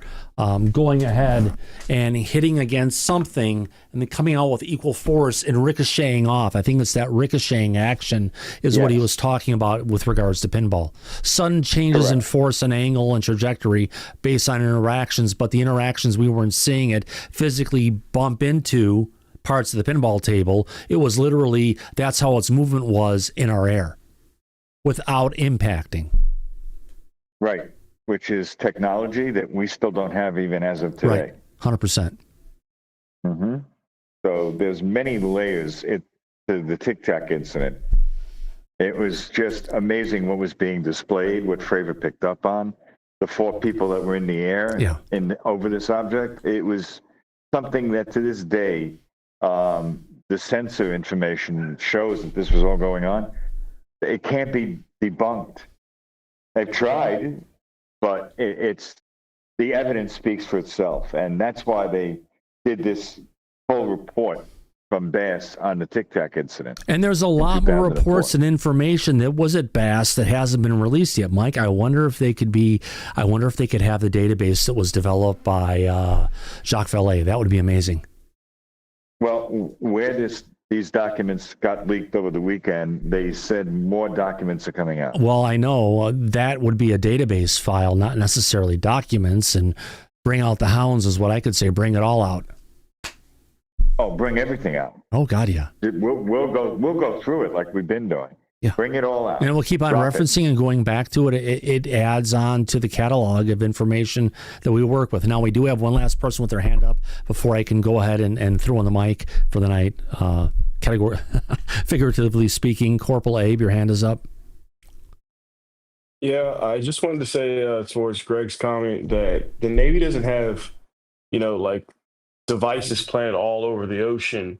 That's constantly monitoring every single aspect of the ocean, which is 70% of the planet. But, like that aircraft was there, it could monitor some things, but as far as like other things like a sub's not going to be where the aircraft is. Like those two things, those platforms don't move at the same speed or the same manner. And the other thing is about those data bricks being removed. I can't speak for the Nimitz, but I can speak for my aircraft carrier. There's not a lot of places to go where other people aren't going to be. And we particularly, love our pilots and those crews on those aircraft. Yeah. And when they get off, as somebody who was both worked It in wasn't the security normal, and the flight as deck. far as the story goes, Abe, it wasn't the normal staff on the Nimitz that came and took the, if you want to call it, data bricks off the craft. And it wasn't the normal people that force them to sign NDAs regarding the incident. Right, and with that being said, how could they get onto the carrier that fast? It's not like it's not that easy. They came aboard on a helicopter. They had already been there by the time they got back. I just can't see guns being pointed at. So the Princeton saw them on radar, and it was also confirmed by, what was it, ballistic missile defense, probably NORAD or someone picked it up, what was going on. So they knew what was going on before they sent anything up, and by the time the first people came back, before the first people came back in the E-2 Hawkeye, the... whoever you want to call the deep state was already on or part of the DOD was already on the Nimitz to gather whatever information they had from the new equipment. Because remember, it wasn't just the Princeton that was upgraded with the new sensors. There were new sensors that were also put on the E-2 Hawkeye at that time as well. They were part of Aegis. Yeah, and Commander Fravor's aircraft also. Right, yes. F-18. So that was 3 different platforms that had, upgraded sensors. Oh yeah, you guys know that I feel like there's a problem out there. I just and all I can do, Abe, is relate to you from the story that I was told by someone in December of 2004, about 20 feet from where I'm sitting right now, and he walked me through everything that happened on the Nimitz. Just as a member of an aircraft carrier, as a former member of an aircraft carrier, I just can't see a bunch of people who are brand new on a ship that nobody knows comes on board with. He wasn't brand new on a shift. He was someone who went up to be the chief as far as the overall squadron that was based out of Whidbey Island. No, I mean the people who were pointing guns at him. Well, they weren't necessarily pointing guns, but it was in a situation where they were told to go get ahead in whatever you call his particular position, is what he demonstrated to me. And they had to keep their heads down, don't look up. And they came in and they took the data bricks. And after that, they had to sign NDAs.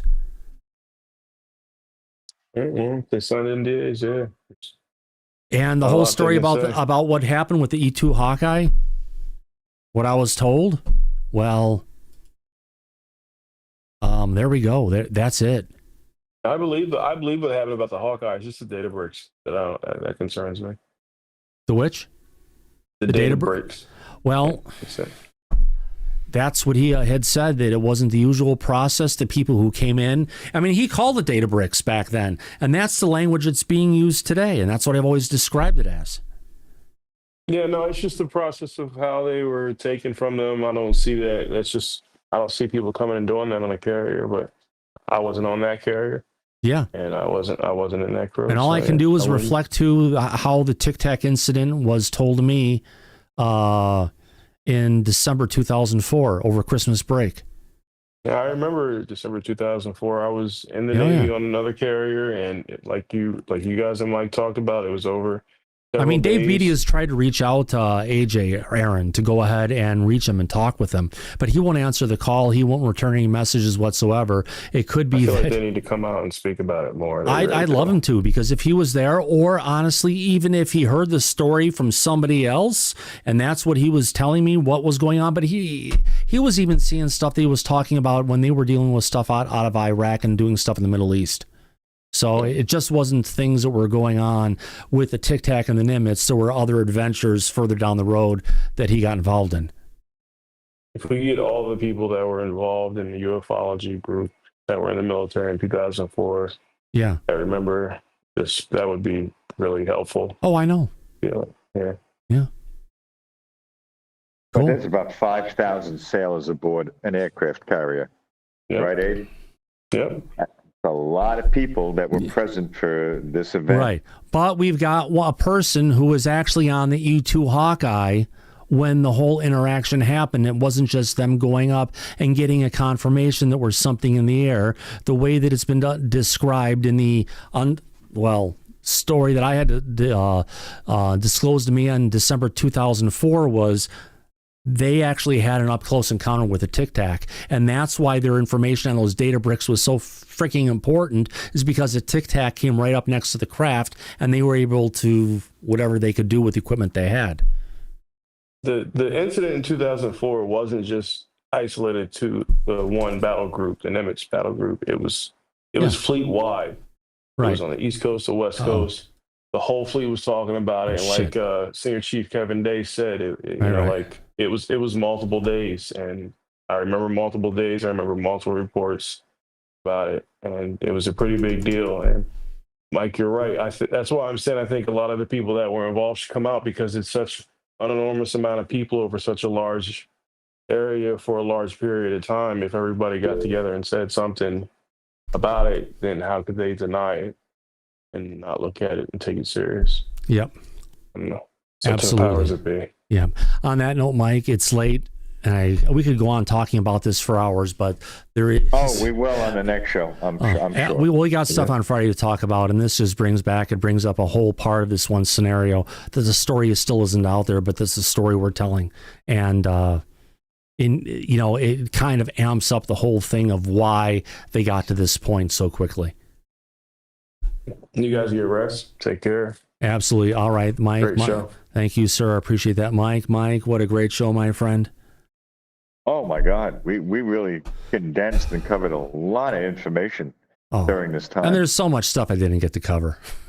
Oh, I know. You get into the document, get into the details and a couple things, and just time runs away. There's only so much how quickly you can go through it. But hey, we've had a great audience here. 400 people here from the majority of the show. Over 17,000 views so far. I want to thank everybody for coming out. It's been a great show, great opportunity to hang out with friends, Mike. Oh, it is. And if everybody enjoyed the content tonight, please like and subscribe. Yes, please do. If you've watched this much of the show, you haven't subscribed yet, please hit that subscribe button. It helps us in the long run, helps with acceptance of us on the YouTube algorithm and stuff, and it's nice to see more people join the show, or give us a thumbs up one way or the other. On that note, I want to go ahead and thank all the people that gave us super chats tonight. Who am I talking about? Let's go in reverse order. Actually, order they came in. Vern Dude, thank you very much. Phantomos Fanto. Vern Dude again, Anonymous Rex, Vern Dude again, Mr. Catfish 2100, and Kane Northup. Thank you, everybody, for all your love and support of everything we do here at Disclosure tonight. This is a fan-funded program. We try to do our best to bring you the latest on UFO news. And hey, it's nice to see there's actually things happening when it's not so quiet. Yeah, we got a lot of stuff to go to in the future, and keep it rocking, my friends. And Mike, thank you for coming out. Thank you, everybody in the back.